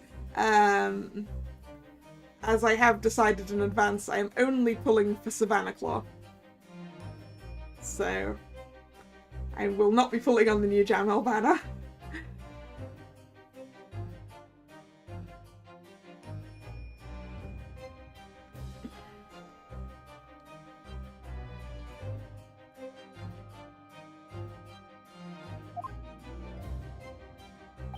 Would you not agree, my Nipponese friend?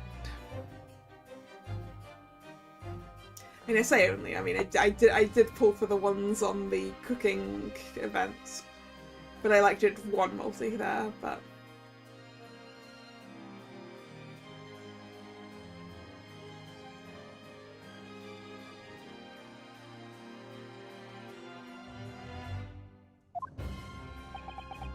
Ah! Ah! You mean you're going to try with your free 10 with a keyring, right? How did you manage to turn that around on me so rapidly? Mr. Naruhodo, you must respond. Otherwise, the members of the jury may very well change their leanings against us again. And this may be our last chance to gain the advantage.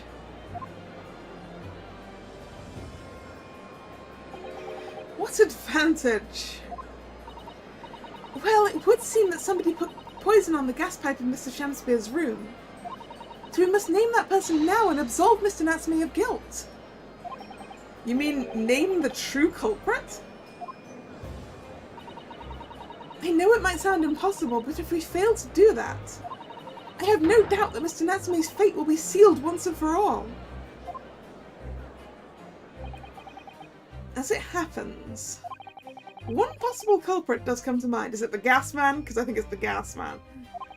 The evidence, the poison, it's all pointing to a particular person now.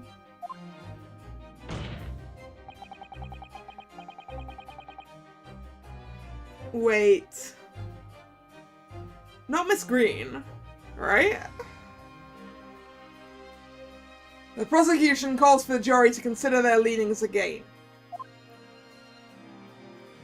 I trust you'll make the correct choice this time, Mr. Foreman. Huh? What? Oh, don't you worry, we know exactly what... Objection.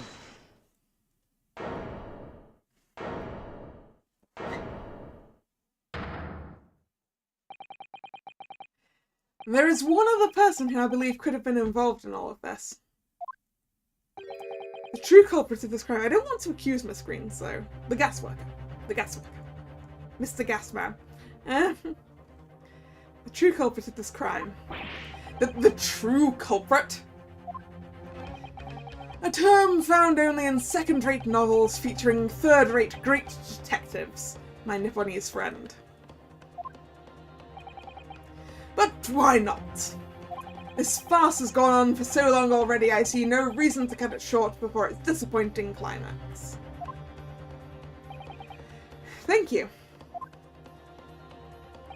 Tell us, my learned Nipponese friend, What is your latest theory? Who is the so-called true culprit of this crime? I mean, it could, in theory, be Olive Green.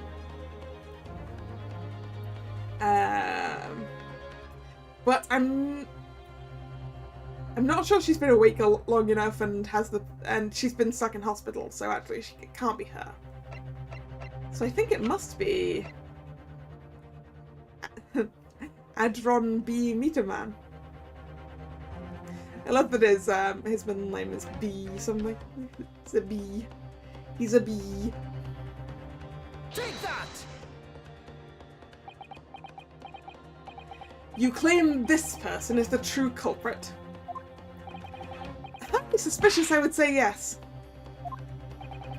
Perhaps, my learned Nipponese friend, you should turn those wide eyes of suspicion on yourself. Oh, I was wrong. A drone bee. Oh no, it is! Oh no! A drone bee Meterman! Oh no! What? For it seems to me that your reckless reasoning makes you far more than anyone else you could name. A very dangerous man indeed. Yeah, okay. It wasn't the Meterman. Mr. Naruhodo, please, you must concentrate. I was trying to. Then you must concentrate harder. Hush. Oh dear. Right, let's... So Duncan Ross, the love of Miss Green's life, who sadly passed away a month ago as a result of gas poisoning, who was definitely killed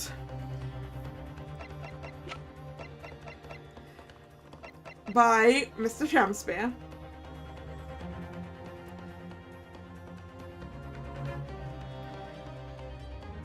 And Miss Green was on her way to meet with someone about the actual cause of his death when she got stabbed. Wait, was her name Queen Bee? Oh no! See, sometimes I don't notice the puns. I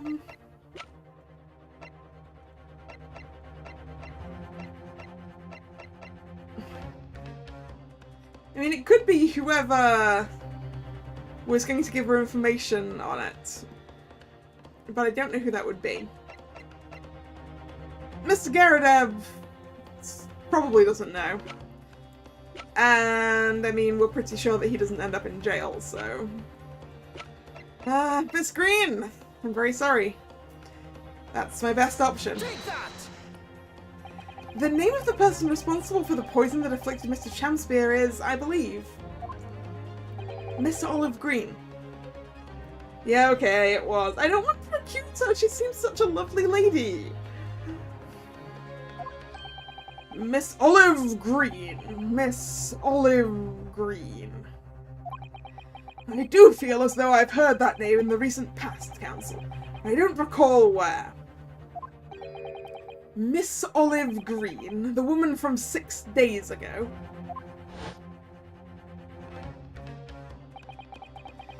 The victim in the recent case of stabbing on Briar Road. An incident for which Mr. Natsuno was arrested, I hasten to add. Oh, of course, yes, Miss Green. She was left comatose for some 3 days, I believe, but I hear she regained consciousness 2 days ago.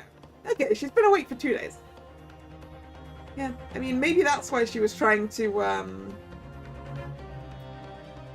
end it. With the same poison, I guess. I mean, I am waiting for Mr. Sholmes to come back with, information on what kind of poison was in that bottle.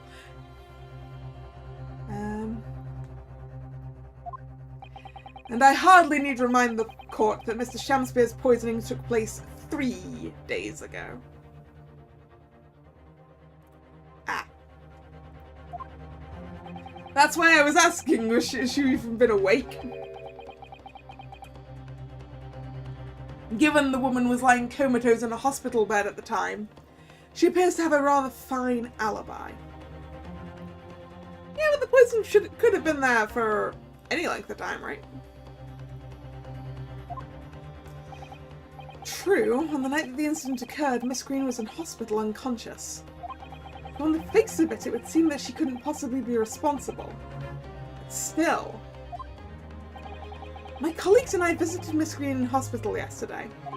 We found her to be in possession of a bottle of poison. Good gracious, she had poison? And there is another fact that links Miss Green to this case as well. The defence requests that she be brought to the witness stand in order to explain the details to the court. Tell me, Mr. Shamsphere. My lord, pray, what be thy bidding? Are you acquainted with Miss Green? No, never heard of her. Yeah, I mean, it has to have been her, mostly because I didn't get a slap on the wrist for suggesting her. Judging by the look on Mr. Shamsphere's face, I think perhaps he genuinely doesn't know her. At least not by name. As the voice of Her Majesty's prosecution here, I adhere to my word. We will see my learned Nipponese's friend's farce through to its conclusion. I appreciate that.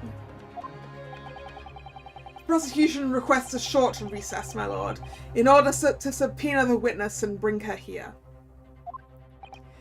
Yes, Miss Olive Green. Indeed, my lord. 1 hour should be sufficient. Very well, I grant the request. Excellent, I hope. The defence has made a most extraordinary accusation, I must say. But at the present time, I feel the prosecution's argument remains largely uncontested. Accordingly, I am afraid the defendant and his culpability remain the sole subjects of this court's attention. Thank you, counsels.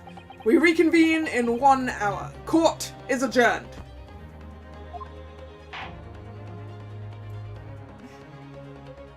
Whew. To be continued. And since we're closing in on about 4 hours, I think that's probably a very good time to call this for now. So, yeah, I think we have a pretty good handle on what's going on in this case now. I'm not certain it's Miss Green that did it. It might be the person who sent her a note saying that they had information about her fiance's death. But she's definitely gonna be helpful, I think. So, yes. Thank you very much for coming. It's been fun. If you're new here, and you've enjoyed your time, please consider subscribing to the channel. Follow me on Twitter, which is where I post the stream schedule for the week. This was the last scheduled stream of the week, so there will be a new schedule up either later today or tomorrow. Tomorrow's stream is pretty likely to be Twisted Wonderland, given that given that part 2 of chapter 4 is dropping tomorrow. So I hope to see you then or another time. Once again, thanks for coming. And this is Kalla signing out. See ya. Bye bye.